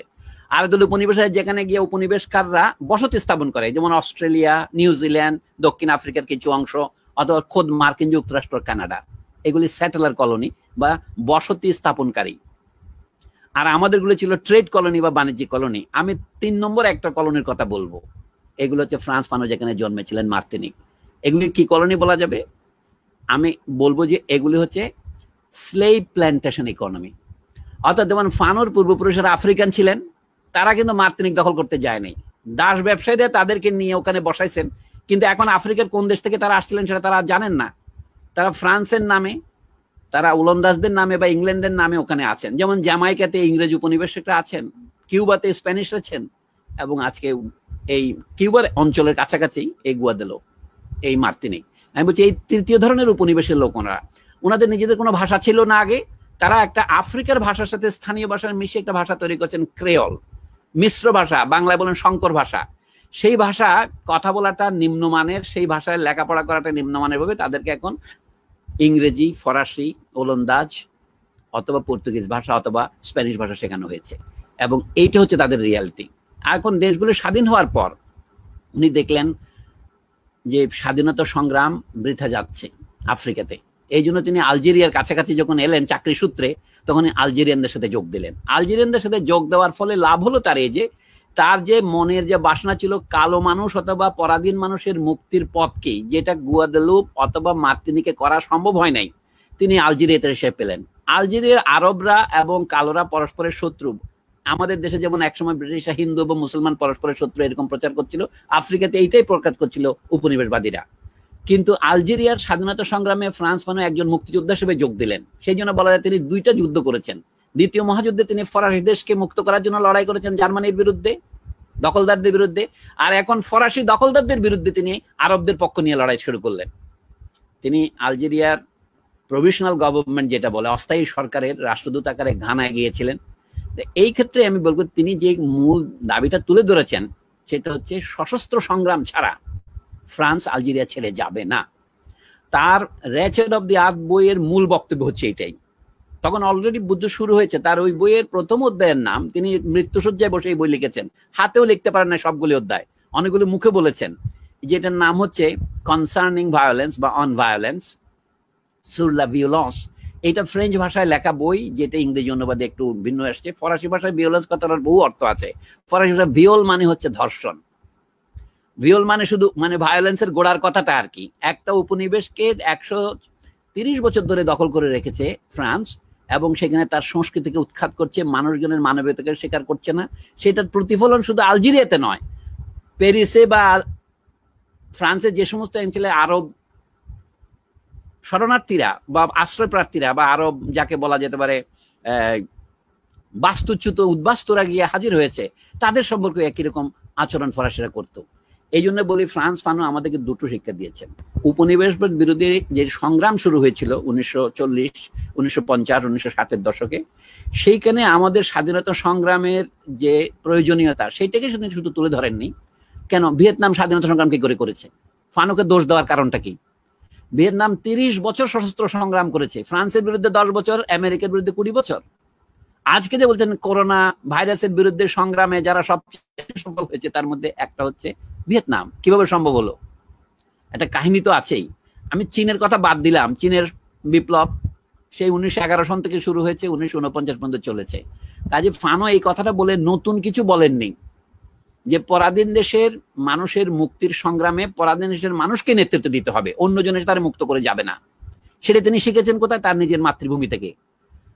কারণ কালোরা নিজেদের মুক্তির জন্য, দাসেরা মুক্তির জন্য আন্দোলন করে সেখানে মুক্তি পাননি। মার্কিন দেশে যেটা হয়েছে গৃহযুদ্ধ 1860 থেকে 1864-65 পর্যন্ত, তার অন্তত 15 বছর আগে ফরাসি দেশের উপনিবেশে দাসদের মুক্ত করে দেওয়া হয়, দাসদের কোনো আন্দোলন ছাড়াই। ফানো দেখাচ্ছেন এইটাই রোগ। আমি আপনাদের বলি, আমাদের ভারত, পাকিস্তান, বাংলাদেশের স্বাধীনতার যে ভিত্তি, ব্রিটেনের সাথে যাকে বলা হয় এক ধরনের আপোষ রফা করে, আজকে যে আমাদের দেশগুলি পৃথিবীর সবচেয়ে অধপতিত দেশের মধ্যে পতিত হয়েছে, তার কারণ কিন্তু ওইখানেই। আমাদের স্বাধীনতা সংগ্রামকে আমরা এক ধরনের আপোষের মাধ্যমে পেয়েছিলাম। বাংলাদেশ কিন্তু 1971 সনে 9 মাস সশস্ত্র মুক্তি সংগ্রাম করেও মানে পাকিস্তানি এবং ভারতীয় ভাগ্যকে পরিবর্তন করতে পারেনি। আমাদের ভাগ্য ওই রকমই রয়েছে। ফ্রান্স ফানোর থেকে শিক্ষা নেওয়ার আমাদের অনেক ছিল। আমি কথাটা এখন এই পর্যায়ে শেষ করে অন্যদের বলার সুযোগ দিচ্ছি। আমি বলি, বাংলাদেশে আমি সৌভাগ্যবান যে 1976-77 সনে আহমদ সাফার সাথে আমার পরিচয় হয়। তিনি প্রথম আমাকে ওই বইটা দেখিয়ে বললেন, তার টেবিলে পড়েছিল এটা কনস্ট্যান্স ফ্যারিংটনের অনুবাদ র্যাচেট অফ দি আর্থ। বলছি কি এই বইটা তুমি অনুবাদ করো। তিনি আমার উপর বেশি আশা প্রকাশ করেছিলেন। আমার বয়সটা তখন কম, 20 বছর বয়সে আমি এটা অনুবাদ করতে সক্ষম ছিলাম না। 18-19 বছর বয়সে আহমদ সাফার সাথে আমার দেখা, আমি এটা করিনি। পরে আমিনুল ইসলাম ভূঁইয়া সাহেব করেছেন। কিন্তু ফানোর অন্যান্য বইগুলো এখনো অনুবাদ হয় নাই। বিধানও বলার সময় শুরুতে একটা ফ্রয়েডিয়ান স্লিপ করেছেন। ফানোর বই দুটো নয়, তিনটা ছিল, যেটার নাম আপনি লিখেছেন এ ডাইং কলোনিয়ালিজম নামে যে বইটা আছে, এটা 1959 সালে বেরিয়েছিল, তার মৃত্যুর 2 বছর আগে। এটার ফরাসি নাম হচ্ছে ল 5 de la révolution algérienne, the 5th year of the Algerian revolution, আলজেরিয়ার বিপ্লবের 5ম বছর। ইংরেজিতে এটা অনুবাদ প্রথমে হয়েছিল studies in a dyeing colonialism, পরে আমেরিকান নিয়মে স্টাডিজটা ফেলে দিয়েছে সংক্ষেপে এ ডাইং কলোনিয়ালিজম। এটা একটা অতি চমৎকার বই। ফানোর 3টা বই মোটামুটি তার জীবনকালে বেরিয়েছিল, আর এখন যেটা বেরিয়েছে 2015 সালে ফরাসি ভাষায়, এক্রি সুর লা লিবার্té et aliénation, writings on alienation and freedom. আমি আমাদের তরুণদের বলি ফানোর প্রত্যেকটি বই অমূল্য, এবং এই প্রত্যেকটা যে আমরা এখনো পড়ি নাই, অনুবাদ করি নাই, জাতি হিসেবে বলছি, ইন্ডিভিজুয়ালি 2-1 জন আপনারা পড়েছেন, এটাই প্রমাণ যে আমাদের মানসিক ডেভেলপমেন্ট এখন আন্ডার ডেভেলপমেন্ট পর্যায়ে আছে। এই জন্য বলবো ফানোকে আমরা শুধু একজন মার্তিনিকের লোক হিসেবে দেখব না, বিশ্বের প্রথম সারির চিন্তাবিদ যাদের বলেন। আপনি জাপল সার্ত্রের লেখা কেন পড়েন? আমি জিজ্ঞেস করি তাদেরকে, বার্ট্রান্ড রাসেলের লেখা কেন পড়েন? একই যুক্তিতে আপনার তার লেখা পড়তে হবে। আপনি মার্কসের লেখা কেন পড়েন? ফানো কোন স্তরের চিন্তাবিদ ছিল আমি সেটা বলি। ফানোর সাহস ছিল বলে তিনি ফ্রয়েডকে চ্যালেঞ্জ করেছেন, জাক লাকাকে চ্যালেঞ্জ করেছেন। একটা উদাহরণ দেই, মানে জাক লাকা 1950 সালের বিভিন্ন বক্তৃতায় বলেছেন, যেখানে মানুষ কথা বলে, যেখানে ভাষা আছে, সেখানে ইডিপাস কমপ্লেক্স আছে। ফানো বললেন, আমি আপনাকে চ্যালেঞ্জ করে বলতে পারি জাক লাকা সাহেব, আমাদের মার্তিনিকে শতকরা 97 পরিবারে খোঁজ করলে আপনি ইডিপাস কমপ্লেক্স পাবেন না। বলে we congratulate ourselves on that. কারণ কি? বলা হচ্ছে কি, ফ্রয়েডের যে মডেল, যেটার উপর ভিত্তি করে জাক লাকা কথাটা বলছেন, প্রত্যেক পরিবারে পিতার যে ভূমিকা, বাইরের সমাজে রাষ্ট্রের সে ভূমিকা। ফানো বলেন, আমাদের তো সেই সমাজটাই গড়ে ওঠেনি, কাজে আমাদের এখানে পিতার স্থান গ্রহণ করেছে ঔপনিবেশিক পিতা, অর্থাৎ পরিবার, ব্যক্তি, সমাজ। এটা হচ্ছে ফ্রয়েডের ক্রম। উনি বললেন না, আমার এখানে আগে রাষ্ট্র, তারপরে ব্যক্তি, তারপরে পরিবার। এই সিকোয়েন্সটা বদলে গেছে। ফানো বলছেন, ব্রনিস্লাও মালিনোসকে বলেছিলেন, এই যে পাপুয়া নিউগিনির মতো এই সমস্ত দেশে ইডিপাস কমপ্লেক্স নেই, কারণ সেখানে মাতৃতন্ত্র আছে।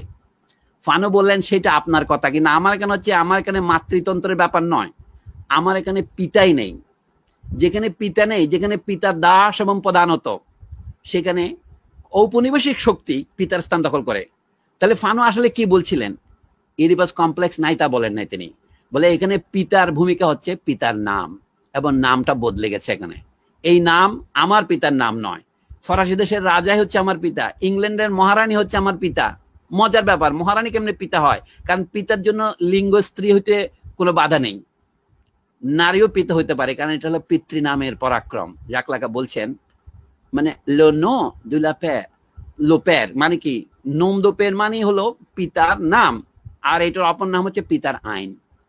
আইন যেটা বলে চুরি করবা না, খুন করবা না, নো দু প্যার পিতার আইন, পিতার নিষেধাজ্ঞা। তো সেই জন্য বলে ফ্রান্স ফানো চিন্তাবিদ আকারে, ফ্রান্স ফানো ফ্রয়েডকে বলতে পারেন আপনি ভুল করেছেন, জাক লাকাকে বলতে পারেন ভুল করেছেন। এটা অবিশ্বাস্য একটা 25 থেকে 26 বছরের যুবকের জন্য। কিন্তু এখন প্রমাণিত হচ্ছে, আমি পরে জাক লাকার লেখা আবিষ্কার করে দেখলাম, উনি বলছেন যে ফ্রান্স ফানো সঠিক বলেছেন। এটা আমি আগে জানতাম না। বলেছেন এই জন্য যে, হ্যাঁ, উনি বলেন উপনিবেশগুলিতে যেখানে সমাজ এখনো বৈদেশিক শাসনের অধীনে, সেখানে ইডিপাস কমপ্লেক্স বিকশিত হয় না। ইডিপাসের জায়গাটা কলোনিয়াল শক্তি দখল করে থাকে। এই কথা বলছেন জাক লাকাই। এটা আমি অনেক পরে আবিষ্কার করেছি। এই জন্য বলছি, ফ্রান্স ফানো চিন্তাবিদ হিসেবে অতি উঁচু মানের ছিলেন, আমরা এখনো তার সাথে পুরোপুরি পরিচিত হইনি। মানে তাকে আমরা বলছি যে তিনি মাত্র 36 বছর বয়সে মারা গেছেন, সুতরাং মাত্র 10 বছর তার সাহিত্য চর্চা বা বিজ্ঞান চর্চা, সেই জন্য তার প্রতি আলাদা কোন রকমের সমবেদনা প্রকাশের দরকার নেই। উনি 36 বছর বয়সে যা করেছেন, আমি 72 বছর বয়সে তা করতে পারিনি। এই জন্য এগুলোকে গুরুত্বপূর্ণ মনে করি আমি। আমাদের আহমদ সফার যে অত্যন্ত প্রখর দূরদৃষ্টি ছিল, তার প্রমাণ বলে রতনে রতন চিনে। এই বাংলাদেশের পণ্ডিতরা এখনো, বিশ্ববিদ্যালয়ের পণ্ডিতদের দিকে আমি বলি, সবিনয়ে নিবেদন করি, আমাদের বিশ্ববিদ্যালয়ের পণ্ডিতদের ক্ষমতা নাই ফ্রান্স ফানোর একটা বই অনুবাদ করার, তাকে বোঝার। এই হচ্ছে আমাদের বিশ্ববিদ্যালয়ের অবস্থা। আপনার বিশ্ববিদ্যালয়ের র্যাঙ্কিং এর কথা বলেন না, র্যাঙ্কিং করার জন্য কোন জার্নালে কত আর্টিকেল বেরিয়েছে, এগুলোর দরকারটা কি? আপনি একটা ইংরেজি বই পড়ে বুঝতে পারেন না, সেটা আপনি কি জানেন? আমি এখানে বহু রকমের প্রশ্ন দেখতে পাচ্ছি। মানে হলো ঔপনিবেশিক হেজিমনি এই ধারণাটাকে প্রতিষ্ঠিত করেছে যে ইংরেজি ভাষা জানা মানে শিক্ষিত হওয়া। আমি বলছি ফ্রান্সে কিন্তু হুবহু মার্তিনিকে ফরাসি ভাষা জানা মানে শিক্ষিত হওয়া। ফ্রান্স মানও বলছি যে ইংরেজি আমার চেয়ে ভালো জানতেন, কিন্তু উনি মনে করতেন উনি ইংরেজি জানেন না, উনি ফরাসি ভালো জানতেন। তো একইভাবে আমি বলবো ভাষাটা, বিদেশি ভাষাটা শেখাটা আমাদের জন্য একটা সম্পদ। স্বয়ং কার্ল মার্কসের মতো লোক বলেছেন বিদেশি ভাষা হচ্ছে জীবন সংগ্রামের টিকে থাকার হাতিয়ার। এটা নিয়ে কোনো প্রশ্ন নাই। কিন্তু মার্কস আর ক্যাপিটাল বইটা কেন জার্মান ভাষায় লিখেছেন, বা কমিউনিস্ট পার্টির ম্যানিফেস্টো নামক তার যে দলিলটা সেটা তিনি কেন জার্মান ভাষায় লিখেছেন? এটা ইংরেজি অনুবাদ করেছে অন্যরা। এটা হচ্ছে কি জার্মানি তখন একটা জাতি হিসেবে দাঁড়িয়েছে, জার্মান ভাষার একটা মর্যাদা হয়েছে বলেই। বাংলা ভাষা কিন্তু ইংরেজি বা জার্মানের চেয়েও প্রবীণ ভাষা, কিন্তু আজকে ঔপনিবেশিক পরাধীনতার কারণে আজকে বাংলা ভাষার এই বিতিকিচ্ছিরি দশা। আমি উদাহরণ দিয়ে বলছি, ফ্রান্স ফানোর কাছ থেকে এটা শেখার আছে অনেক বিষয়ে। অর্থাৎ আমি শেষ করি এইভাবেই, পরাধীন মানুষ যখন পরাধীন থাকে তখন মাঝে মাঝে সে প্রতিক্রিয়াশীল হয়ে ওঠে। একটা উদাহরণ, এই যে আমাদের দেশে এখন ধর্মীয় প্রতিক্রিয়াশীলতা দেখা দিয়েছে, এটা হচ্ছে পরাধীনতার একটা পাল্টা প্রতিক্রিয়া। অন্যান্য দেশেও যেমন ভারতে হিন্দুত্ববাদ দেখা দিয়েছে, যে আমরা প্রাচীন ভারতকে পুনরুজ্জীবিত করলেই বোধহয় আমরা ঔপনিবেশিকতার যে অগ্লানি সেটা দূর করতে পারবো। সেটা করতে গিয়ে সে ভারতে খ্রিস্টান মুসলমান এদের বিরুদ্ধে সংগ্রাম শুরু করে দিয়ে দেয়, তাদেরকে অত্যাচার করে। এটা ফ্যাসিজমে রূপান্তরিত হয়েছে। একইভাবে ফানো বলেছিলেন এই যে আপনারা নেগ্রিচুড বা নিগ্রত্ব করছেন, হিন্দুত্ব কথাটার সাথে মিল আছে কিন্তু সেটা লক্ষ্য করবেন। নিগ্রত্ব ইংরেজিতে বলে, ফরাসি ভাষায় নেগ্রিচুড। এই নেগ্রিচুডের মানেটা কি? যে কালোরাই সুন্দর। এইটা সেনেগালের রাষ্ট্রপতি হয়েছিলেন পরে, যিনি লিওপোল সেদার সগর, যিনি এমএস সেজারের চেয়ে বয়সে বড় ছিলেন, তার বন্ধু, তারা এটা আন্দোলনটা শুরু করেছিলেন প্যারিসে ছাত্র হিসেবে। সেটা ঠিকই আছে। ফ্রান্স মানে এটাকে একদিকে সমর্থন করেছেন। যেমন সার্ক যখন তাদের কবিতার বইয়ের নিন্দা করার মুখবন্ধ লিখলেন, একটা কবিতার বই বের করেছিলেন লিওপোল সেদার সগর, নাম হচ্ছে নিগ্রো কবিতা বা মালাগাছি কবিতার সংকলন, 1948 সনে। সেই বইয়ের ভূমিকা লিখতে গিয়ে ফ্রান্স ছাত্র বললেন যে এটা হচ্ছে একটা অস্থায়ী আন্দোলন, এটা জয়ী হবে না। তখন ফানো ছাত্রকে গালি দিয়েছেন যে না, কালোদের যখন সারা পৃথিবী থেকে বঞ্চিত করেছেন, সে যখন নিজের অধিকার প্রতিষ্ঠার জন্য একটা আন্দোলন করছে, তাকে আপনি তাকে অধিকারচ্যুত করলেন। এটাকে একটা মাইনর প্রেমিস বললেন, সিলোজিজমের গালিগালাজ করলেন। কিন্তু ফানো নিজে নিগ্রত্ব বরণ করেননি। উনি বলেন নিগ্রোর মুক্তি নিগ্রত্বের মধ্যে নয়, নিগ্রোর মুক্তি হচ্ছে মানবতার মধ্যে। এবং সেটা করতে হলে ইউরোপের যে সাদা সমাজ কালোদের অত্যাচার করে তারাও যে নিজেদেরকে অমানুষ করে ফেলেছে, সেই কথাটা তাদের বোঝাতে হবে। এটাই আজিজুল রাসেল প্রথমে পড়ে বলছিলেন যে আসুন আমরা আর একটা ইউরোপ গড়ে না তুলি। আর একটা ইউরোপ গড়ে তুললে কি হয় সেটা মার্কিন যুক্তরাষ্ট্র দেখে বুঝতে পারছেন না? ইউরোপ যে অমানুষ হয়েছে তার চেয়ে ভীষণ অমানুষ হয়েছে মার্কিন যুক্তরাষ্ট্র। আমরা এরকম আর একটা নকল ইউরোপ চাই না। কাদের বলছেন তিনি? 60-এর দশকে যখন দলে দলে আফ্রিকার দেশ স্বাধীন হতে শুরু করেছে, আমাদের দেশগুলি শ্রীলঙ্কা, মিয়ানমার, পাকিস্তান, ভারত এগুলি স্বাধীন হচ্ছে, তখন সেই সময় এগুলি স্বাধীন হয়ে গেছে, ইন্দোনেশিয়া স্বাধীন হয়েছে।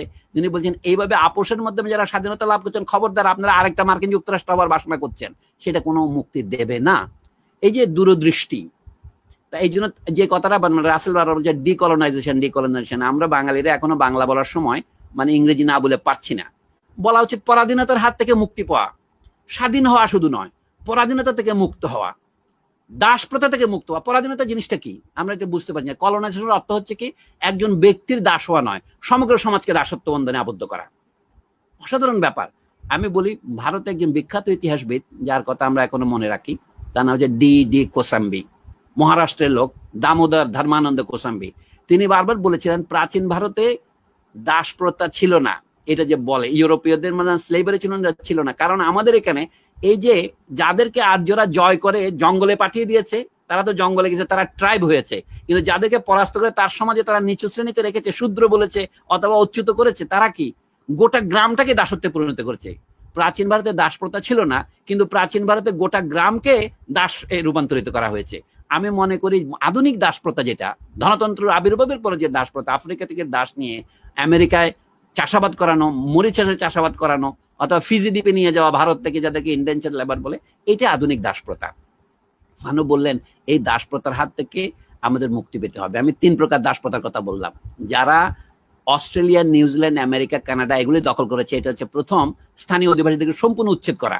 আর হলো ভারতের মতো, শ্রীলঙ্কার মতো, ইন্দোনেশিয়ার মতো দেশগুলিতে ব্যবসা করতে এসে এগুলিকে দাসের মতো আচরণ করে এদের কাছ থেকে সম্পদ এবং জনগণের শ্রম লুণ্ঠন করে তারপরে চলে যাওয়া, এটা হলো দ্বিতীয় শ্রেণীর। আমি তৃতীয় শ্রেণীটা বলছি এই সমস্ত মরিশাস বলেন, ত্রিনিদাদ বলেন, আপনার ফিজি বলেন অথবা মার্তিনিক বলেন, এইগুলি যে দাস প্রথা, এগুলো আরো খারাপ। মানে এটা দুইটার মিশ্রণ করেছে। আমেরিকান যে আপনার সেটেলার কলোনিয়ালিজম এবং আমাদের ট্রেড কলোনিয়ালিজম, দুইটাকে মিশালে যেটা হয় সেটা হয়েছে। আমি যে ফানো হচ্ছে সেরকম দাস প্রথা বিরোধী চিন্তাবিদ। আমাদের দেশে বহু রকমের চিন্তার প্রয়োজন আছে আছে মানে আমরা যে এখন যে ভারতে যেটা হরিজনদের আন্দোলন, মহাত্মা গান্ধী কেউ কত নাম দিলেন লোকের। একসময় আমরা শুনতাম এক্স আনটাচেবল, একসময় আনটাচেবল ছিল সাবেক, তারপরে 1971-এর পর থেকে দলিত শব্দটা চালু হয়েছে, বেশি আগের না কিন্তু, পুরনো শব্দ নয়। এখন আমরা যোগেশ মন্ডলকেও দলিত নেতা বলি, পশ্চিমবঙ্গে সুকৃতি রঞ্জন বিশ্বাসকেও দলিত নেতা বলা হচ্ছে। আমি বলছি এইগুলি হচ্ছে ভারতীয় দাসপ্রথার বিভিন্ন রকম ফের। আজকে এই রকম ফেরের বিরুদ্ধে আমাদের যে যদি সামান্য চেতনা জেগে থাকে, তাতে ফ্রান্স ফানোর একটা অবদান আছে। ফানোর লেখা অনেকেই পড়েছেন, আমি জানি পণ্ডিতদের মধ্যে পড়ছেন, কিন্তু তার লেখা ব্যাপকভাবে প্রচারিত হয়নি। যে আমি দেখেছি, আমি এখানে শুভ বসুর মন্তব্য দেখছি, আমার বন্ধু, উনি বলছে যে ওনার লেখার মধ্যে আছে গ্রামসি এবং ফানোর চিন্তাকে উনি একসাথে তার বিচারের মধ্যে এনেছেন। আমি মনে করছি এটাই সঠিক পথ। তো আপাতত আমি এখানে থামি, আপনাদের কথাবার্তা আর একটু শুনি আর কি, কোনো প্রশ্ন থাকলে করেন। ধন্যবাদ স্যারকে। আমরা শেষ পর্যায়ে আসলে আমরা আর হয়তো বা 20 মিনিট বা 25 মিনিট এই অনুষ্ঠান চালাবো। আমি আবার আসলে প্রিয়াঙ্কা চৌধুরীর কাছে আসতে চাই। যদি সংক্ষেপে 2 মিনিটে আপনার ফানো নিয়ে আপনার এখনকার ভাবনা যদি উপসংহার আকারে বলেন আর কি আমাদের। প্রিয়াঙ্কা। ধন্যবাদ বিধানদা। এতক্ষণ আসলে শুনছিলাম, শোনাটাই আসলে বড় জায়গা ছিল শোনার জন্য। আমি বাকিদের সাথে আমিও ছিলাম।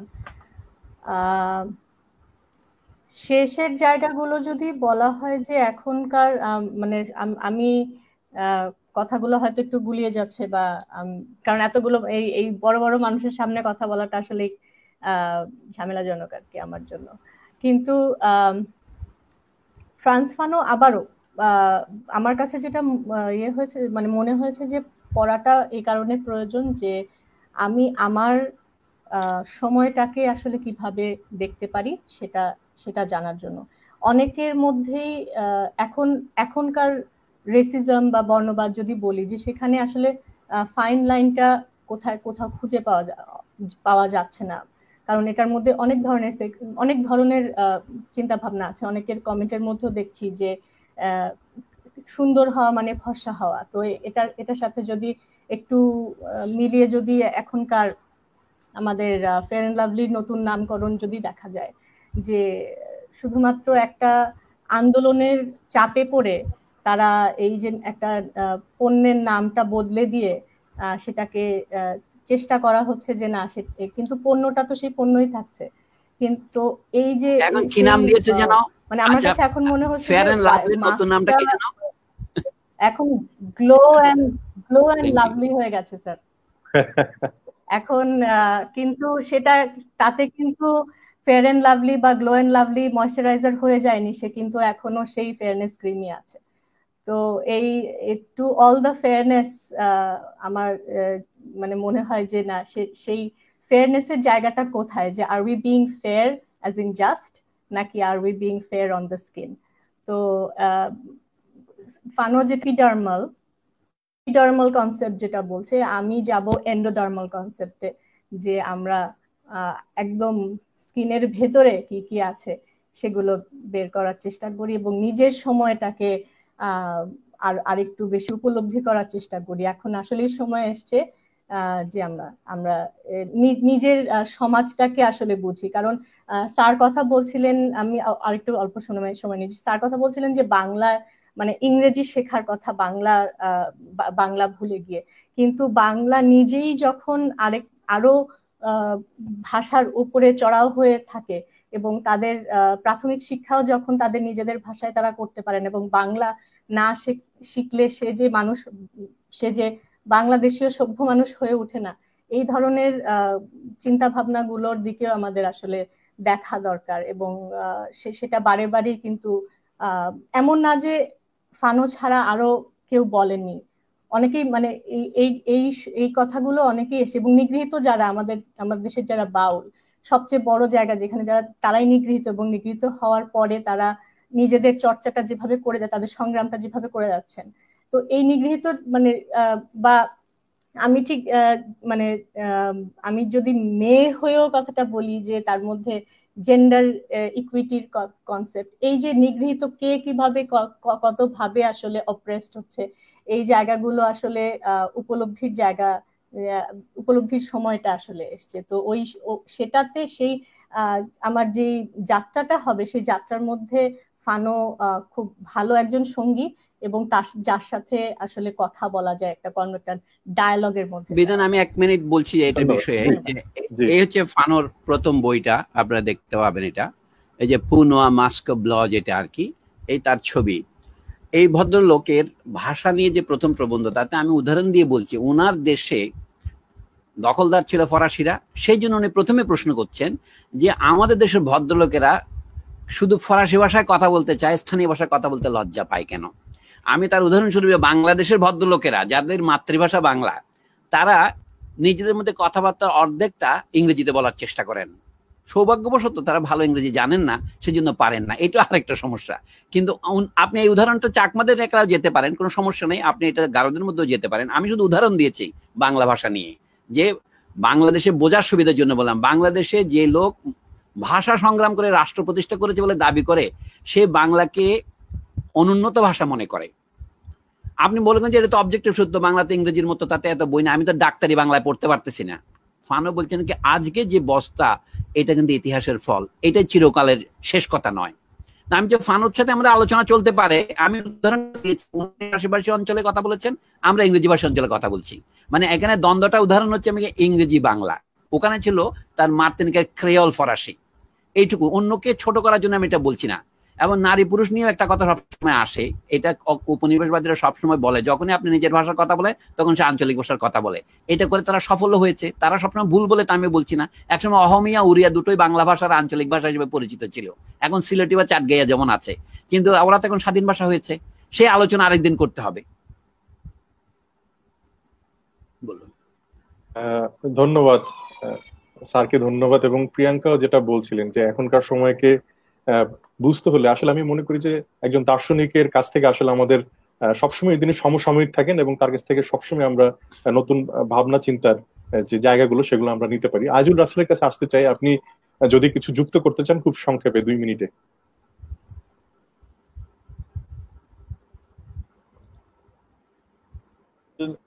আসলে যুক্ত করার তেমন কিছু নেই। স্যার অনেক অনেক চমৎকার আলোচনা করেছেন এবং সব বিষয়ে এসেছে। তারপরও আমি বলি যে প্রিয়াঙ্কা যেটা বললেন, যে ভাষার যে দৌরত্ব, যে বাংলা ভাষাও এক ধরনের ডমিনেন্স তৈরি করেছে কিনা, সেটা আসলে মানে এটা একটা কঠিন আলোচনার বিষয়। কারণ কি, আসলে ফানোকে শুধুমাত্র আমরা কিন্তু ন্যারো হচ্ছে যে পার্টিকুলারের মধ্যে মানে যেটা স্থানিক করে রাখলে সমস্যা। ফানো যেরকম একই সাথে আইডেন্টিটির, আমি বলবো যে একটা যেমন এই জন্যই ফানো নিগ্রিচুড মুভমেন্টকে বলেছিলেন যে এক ধরনের এটা সংকীর্ণ মুভমেন্ট, কারণ ফানো একইভাবে স্থানিককে গুরুত্ব দিয়েছিলেন এবং যেটা আমরা বৈশ্বিক যে ইউনিভার্সাল বলি সেটাকে গুরুত্ব দিয়েছিলেন। ফানো একেবারে স্টার্নস ন্যাশনালিস্টও না, আবার ফানো একেবারে যে স্থানিকতা বাদ দিয়ে যে আমরা একেবারে মানে স্থানিক ছাড়া তো আসলে কিভাবে ইউনিভার্সাল হবে, কারণ একটা ইউনিভার্সাল হতে হলে তো স্থানিকের ভেতর দিয়ে যেতে হয়, এবং অনেক স্থানিক মিলেই আসলে একটা ইউনিভার্সাল। সেই জিনিসটা আমার মনে হয় এই জিনিসটা অনেকে এড়িয়ে গিয়েছেন। আবার অনেকে ফানোর এই যে ইউনিভার্সাল হিউম্যানিজমের কথা বলছেন, সেটাকে অনেকে ইউটোপিয়া বলতে চেয়েছেন। যেমন আমি প্রথমেই বলেছি, অধ্যাপক দীপেশ চক্রবর্তী অনেকটা তার লেখায় এই মনোভাব পাওয়া যায় যে এটা এই যে এরকম কি হবে, এটা কি হওয়া সম্ভব। আসলে সেরকম যদি বলি কোনো কিছুই কিন্তু হওয়া সম্ভব না। মার্কস যেটা ইনভিশিয়াস করেছিলেন বা যেটা মানে চেয়েছিলেন যে যেরকম শ্রেণীহীন একটা সমাজ হবে, সেটাকে তো আমরা তাহলে বলে দেব যে একটা ইউটোপিয়ান চিন্তা। আমি মনে করি ফানো যেটা করেছেন, ফানো কোনো চিন্তার সাথে মানে যে ঝেঁটিয়ে বিদায় করবো ওরকম না। ফানো যেখান থেকে পেরেছেন, যেটা তার মনে হচ্ছে ভালো সেই চিন্তা নিয়েছেন, আবার যে চিন্তা মনে করেছেন যে সমস্যাপূর্ণ সেটাকে এড়িয়ে গেছেন। সেখানে ফানোকে আমি দেখবো এই জন্য ফ্রয়েডের সাথেও এনগেজ করবেন, লাকার সাথেও এনগেজ করবেন, আবার আমি দেখবো যে মার্কসের সাথে এনগেজ করবেন। যে ফানোকে আমি বলতে পারি এই জন্যই যে একজন অর্গানিক চিন্তক, আবার অর্গানিক কথাটা বলছি, যে কারণ ফানো আন্দোলনের সাথে সরাসরি জড়িত এবং সেখানে যেটা দেখেছেন যে চিন্তাকে, সব চিন্তাকে কাজে লাগাতে চেয়েছেন এবং সেটা কাজে লাগাতে যে আমি দেখবো যে মার্ক্সবাদকে অনেকটা এক্সটেন্ড করেছেন, যেটা ইউরোপীয় যে মানে একটা অর্থোডক্স মার্ক্সবাদের যে আছে সেটাকে তিনি অনেকটা স্ট্রেস করেছেন আমি বলবো। আর ফানো, আমাকে একটা সময় দেন, আমি একটু যোগ করি। ফানো যখন আলজেরিয়ার মুক্তি সংগ্রামে যুক্ত হচ্ছেন তখন আপনারা একটা নিজেদের জিজ্ঞাসা করেন আলজেরিয়ার মুক্তি সংগ্রামকে ফরাসি দেশের কমিউনিস্ট পার্টি কিভাবে দেখেছিলেন? সমর্থন করেনি।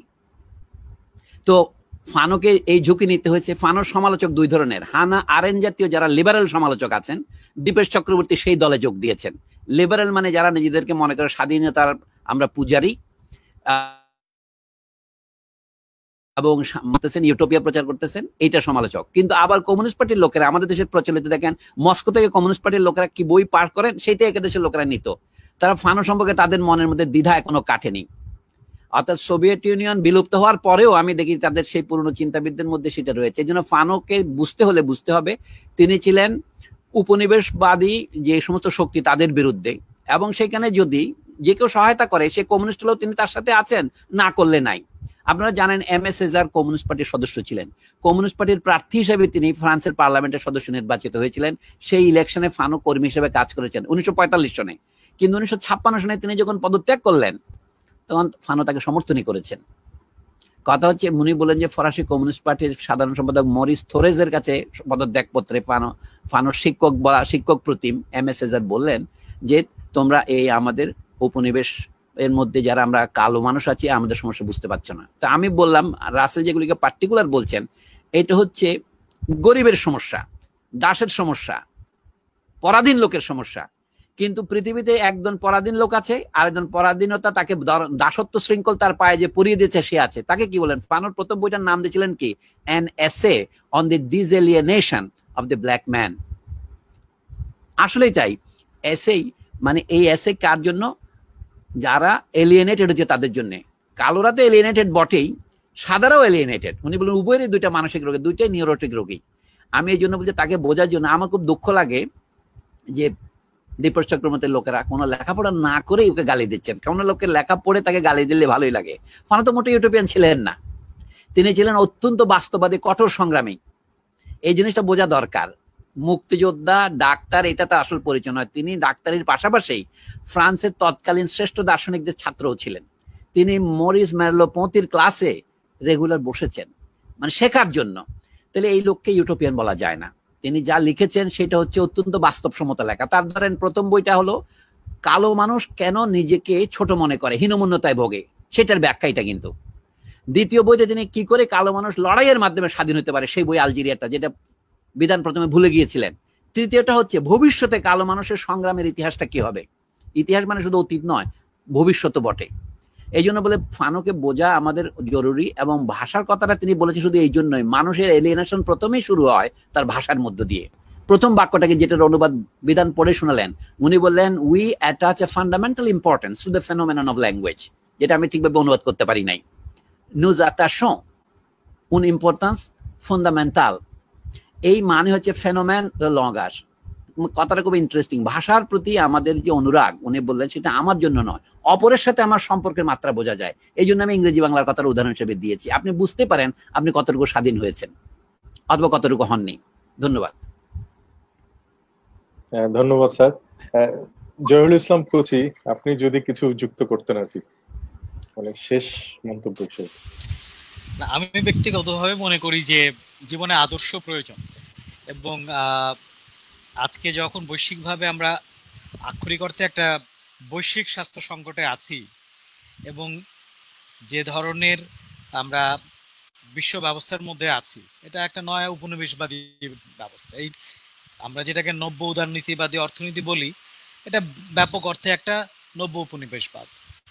এবং সেই নব্য উপনিবেশবাদী একটা সমাজে বাস করে আমরা যখন ফ্রান্স ফানোকে পাঠ করি, এবং ঘটনাচক্রে তিনি একজন চিকিৎসক, তিনি একজন সত্য অনুসন্ধানী মানুষ, এবং একজন জাতীয় মুক্তি সংগ্রামী। শুধু জাতীয় মুক্তি সংগ্রামী আমি বলবো না, সব ধরনের উপনিবেশের থেকেই তিনি বিশ্বকে মুক্ত করতে চান।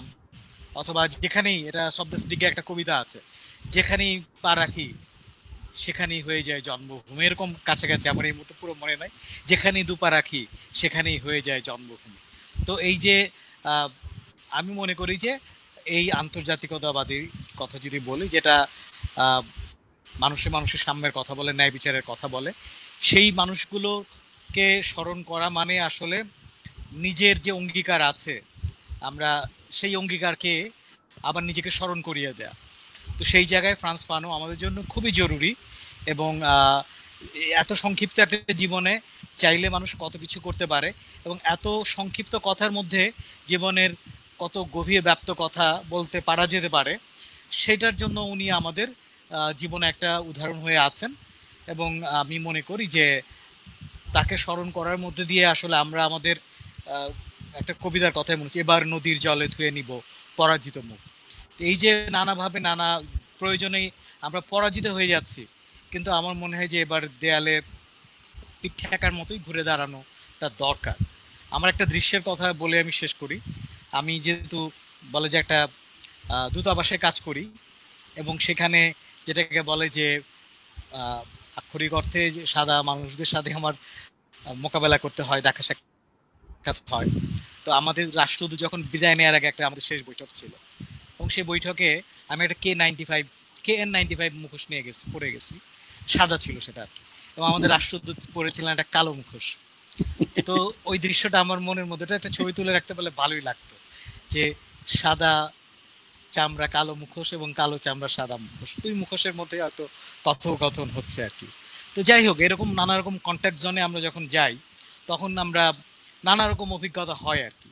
তো সমস্ত অভিজ্ঞতার পরেই বলবো যে ফানো আসলে একবিংশ শতাব্দীতে তাকে অনেক বেশি আমাদের স্মরণ করতে হবে। এবং ফানো, আমি ছোট্ট ওই জর্জ ফ্লয়েডের উদাহরণ দিয়েই বলি, যে যখন একটা মেডিকেল সার্টিফিকেট আসবে, এটা লিখবে হোমিসাইড, অর্থাৎ তাকে হত্যা করা হয়েছে, এখানে লিখবে তার কার্ডিয়াক অ্যারেস্ট হয়েছে, ঠিক আছে, অথবা দম স্ট্র্যাঙ্গুলেশন, দম বন্ধ হয়ে মারা গেছেন। কিন্তু আসলে তো উনি মারা গেছেন কেন? মারা গেছেন এটা একটা বর্ণবাদের কারণে। ফলে স্বাস্থ্যের সমস্যাটা শুধুমাত্র স্বাস্থ্যের মধ্যে নাই, স্বাস্থ্যের বাইরে চলে গেছে, এবং বিশ্বব্যাপীও তাই। আপনারা যদি দেখেন, কে মাস্ক পাবে, কে মাস্ক পাবে না, কে ভেন্টিলেটর পাবে, কে ভেন্টিলেটর পাবে না, কে এই যে আনোয়ার খান মডার্ন এইখানে কেন এত বিল আসে, আমাদের স্বাস্থ্য ব্যবস্থাটা হঠাৎ করে এত বেসরকারি খাতে চলে যাওয়ার ফলে তার যে চেহারা এবং তার যে লুণ্ঠন লুটপাট, এবং সেখানে all life does not matter, সব জীবন সমান মূল্যবান না, কোনো জীবন বেশি মূল্যবান, কোনো জীবন কম মূল্যবান। তো সেই জায়গাগুলো আমার মনে হয় যে খুব গভীরভাবে ভাবার সময় এসছে। এবং দিনে দিনে যেটা দেখা যাচ্ছে, আমি বলবো যে আগে যেটা ছিল, আমরা অল্প বয়সে কিছুটা হলেও রোমান্টিক ছিলাম, পৃথিবীটাকে পাল্টে দেওয়ার, সমাজকে পাল্টে দেওয়ার যে আকাঙ্ক্ষাটা ছিল, কিন্তু এখন দেখা যাচ্ছে ক্ষমতা বা ক্ষমতাবানদের সাথে একাত্ম হওয়ার, তাদের সাথে একটা ছবি দিয়ে হলেও ফেসবুকে আমরা ক্ষমতার যেভাবে করে পূজা করি, সেইখান থেকে আমার মনে হয় যে সমাজে যে একটা পারভার্টেড ডিজায়ার তৈরি হয়েছে, এটা গভীরভাবে ভেবে দেখার সময় আছে, সেই মনোবিশ্লেষণের খুব জরুরি দরকার আছে। এবং সেখান থেকে বেরিয়ে আসাটা যে কেন জরুরি, নিজের মনুষ্যত্বকে আবার আমি বলবো যে নতুনভাবে ঘোষণা দেওয়ার জন্যই আর কি, যে আমরা মানুষ হিসাবে আর কি বলে নিজেদেরকেই নিজে খারিজ করে দিচ্ছি। তো সেই বোঝা পড়ার জন্য আমি মনে করি যে ফ্রান্স ফানো খুব জরুরি, এবং ফ্রান্স ফানোকে অনেক বেশি আমি বলবো যে আপন মনে হয়। ধন্যবাদ। ধন্যবাদ। বলার সুযোগ পেলেন না, বলেন আপনি। অবশ্যই স্যার, আপনি মানে আমরা আপনাকে দিয়ে শেষ করতে চাই, তার শেষ মন্তব্য হিসেবে আপনি বলুন, আমরা হয়তো 5, 7, 8 মিনিট বলে আমরা তারপর শেষ করে দেবো। আচ্ছা, ফানুর কাছ থেকে আমি যেটা শিখেছি সেটা হচ্ছে এই যে 19বিংশ শতাব্দীর মাঝামাঝি আমেরিকার গৃহযুদ্ধের আগে মার্তিনিকের মতো দ্বীপগুলিতে, যেগুলি আগে উপনিবেশ ছিল, তখনও উপনিবেশ কিন্তু দাসপ্রথা ছিল, সেটা তখন বিলুপ্ত হয়েছে। ইংল্যান্ড দাসপ্রথা বিলুপ্ত করেছে এবং 19বিংশ শতাব্দীর শুরুতে এবং 19বিংশ শতাব্দীর মাঝামাঝি ফরাসিরও দাসপ্রথা বিলুপ্ত করেছে। কিন্তু দাসদেরকে মুক্তি হয়েছে? হয়নি। তারা এক ধরনের আমরা বলে বর্গা চাষিতে পরিণত হয়েছে। আমেরিকাতেও তাই, মার্তিনিকেও তাই। সেখান থেকে ফানো বলছেন এই যে 1960-এ তিনি যে বইটা যখন লিখছেন রেচেট অফ দি আর্থ, যে তোমরা এখন ফ্রান্সের হাত থেকে, পর্তুগালের হাত থেকে, তোমরা এখন নেদারল্যান্ডসের হাত থেকে, ইংল্যান্ডের হাত থেকে মুক্ত হচ্ছে বটে, কিন্তু তোমাদের মুক্তি হবে না যদি না তোমরা এই কাজগুলি করো। এটা হচ্ছে তার বার্তা। এখন আমরা বলতে পারছি না। আমার খুব মজা লাগছে যে কি আমরা যে একজনে বলছি, কোচি খুব ভালো করে বলল, এই যে আমরা গ্লোবালাইজেশন বলছি, এটা এক ধরনের উপনিবেশবাদ। এই যে নিউ লিবারালিজমকে এই যে অনুবাদ করতে পারছি না, নব্য উদারতাবাদ, এটাই প্রমাণ যে আমরা বাংলাও জানি না, ইংরেজিও জানি না। আশ্চর্য লাগে আমাদের সাংবাদিক সমাজ এটা নব্য উদারতাবাদ করছে। লিবারালিজম মানে উদারতাবাদ কে বলেছে আপনাকে? অপূর্ব ব্যাপার। লিবার্টি মানে তো স্বাধীনতা, উদারতা নয়। লিবারালিজম মানে হচ্ছে যারা স্বাধীনতা ব্যবসা করে। তো এই যে বুঝতে না পারা, এর প্রমাণ কি? আমরা এখনো পরাধীন যে আছি এইটাই আমরা জানি না। দাস যে জানে না সে দাস, তার চেয়ে বড় দাস আর কি হইতে পারে? অর্থাৎ যে লোক পরাধীন অথচ জানে না, সে হচ্ছে দ্বিগুণ পরাধীন। আমাদের অবস্থা হচ্ছে তাই। ফানু এইটা আমাদের বলে দিয়েছিলেন। আর অনেকে বলছিলেন ফানু হচ্ছেন মানে পরাধীনতা মুক্তির যুগের দার্শনিক। কথাটা সঠিক আছে, কিন্তু তখন আমরা ইংরেজি উপনিবেশে থাকার কারণে আমরা ফরাসি ভাষা শেখার দরকার বোধ করি না। যে ফানোর নাম আমরা অনেক সময় লিখি ফ্যানন, যেমন আমিনুল ইসলাম ভুইয়া সাহেব প্রথম করেছেন বইয়ের নাম যে ফ্যানন, এখন তিনি শুদ্ধ করে লিখছেন শুধু ফ্যানো, ওইটা আর ফানো করতে পারেন নাই।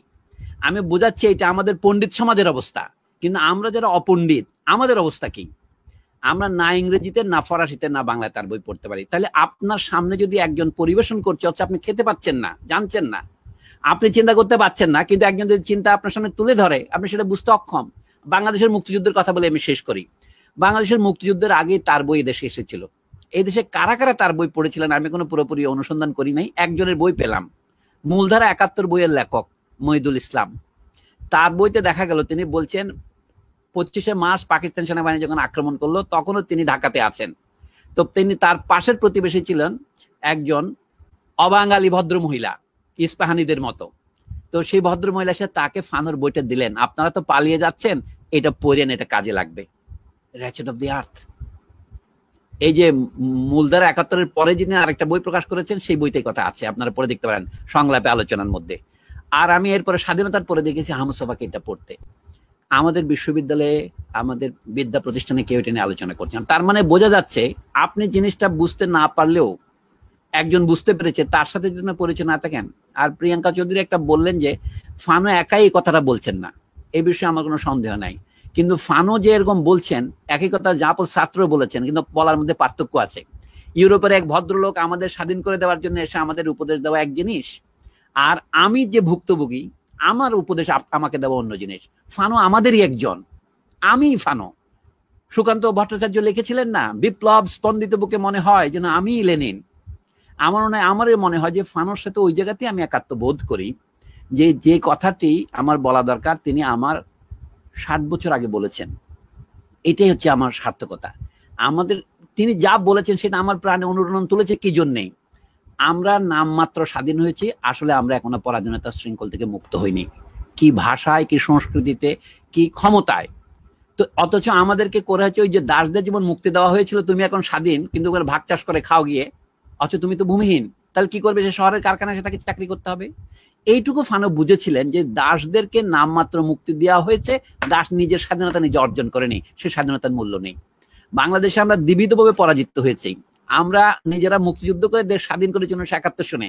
আমি মনে করেছিলাম যে এইবার আমাদের স্বাধীনতা ঠেকিয়ে রাখার কোনো ক্ষমতা নাই, কিন্তু দেখা যাচ্ছে আমাদের মুক্তিযুদ্ধের ফসল অপরে আত্মসাৎ করেছে। কিন্তু তাই বলে আমাদের আত্মত্যাগ বৃথা যেতে পারে না। এইটাই হচ্ছে আহমদ ছফার অলাত চক্র উপন্যাসের মূল কথা।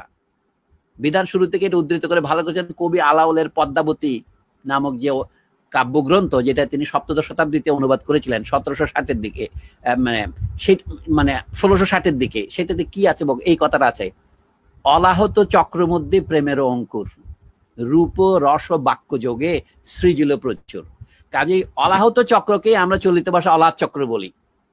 এর মানে হচ্ছে সার্কেল অফ ফায়ার বা সার্কেল অফ ডিজায়ার, বাসনার রথচক্র বলা যেতে পারে। তা আমরা বলছি কি আমাদের এই উচ্চ শ্রেণীর রথচক্রের বাসনার মধ্যে আমাদের স্বাধীনতা বিসর্জন দেওয়া হয়েছে। এটাই আহমদ সাহেব বলতে চেয়েছিলেন, যে আমাদের দেশ স্বাধীনতার সংগ্রামে আমাদের নেতৃত্ব আমাদের সাথে বেইমানি করেছেন, শুধু বাংলাদেশে নয় সারা পৃথিবীতেই। ফানুর কাছ থেকে এটাই আমাদের শিক্ষা। ধন্যবাদ। ধন্যবাদ সলিমুল্লাহ খান, জহুরুল ইসলাম কোচি, প্রিয়াঙ্কা চৌধুরী এবং আজিজুল রাসেল। আমরা প্রায় 2 ঘন্টাই আলাপ করেছি। আমি অনুষ্ঠান শেষ করতে চাই।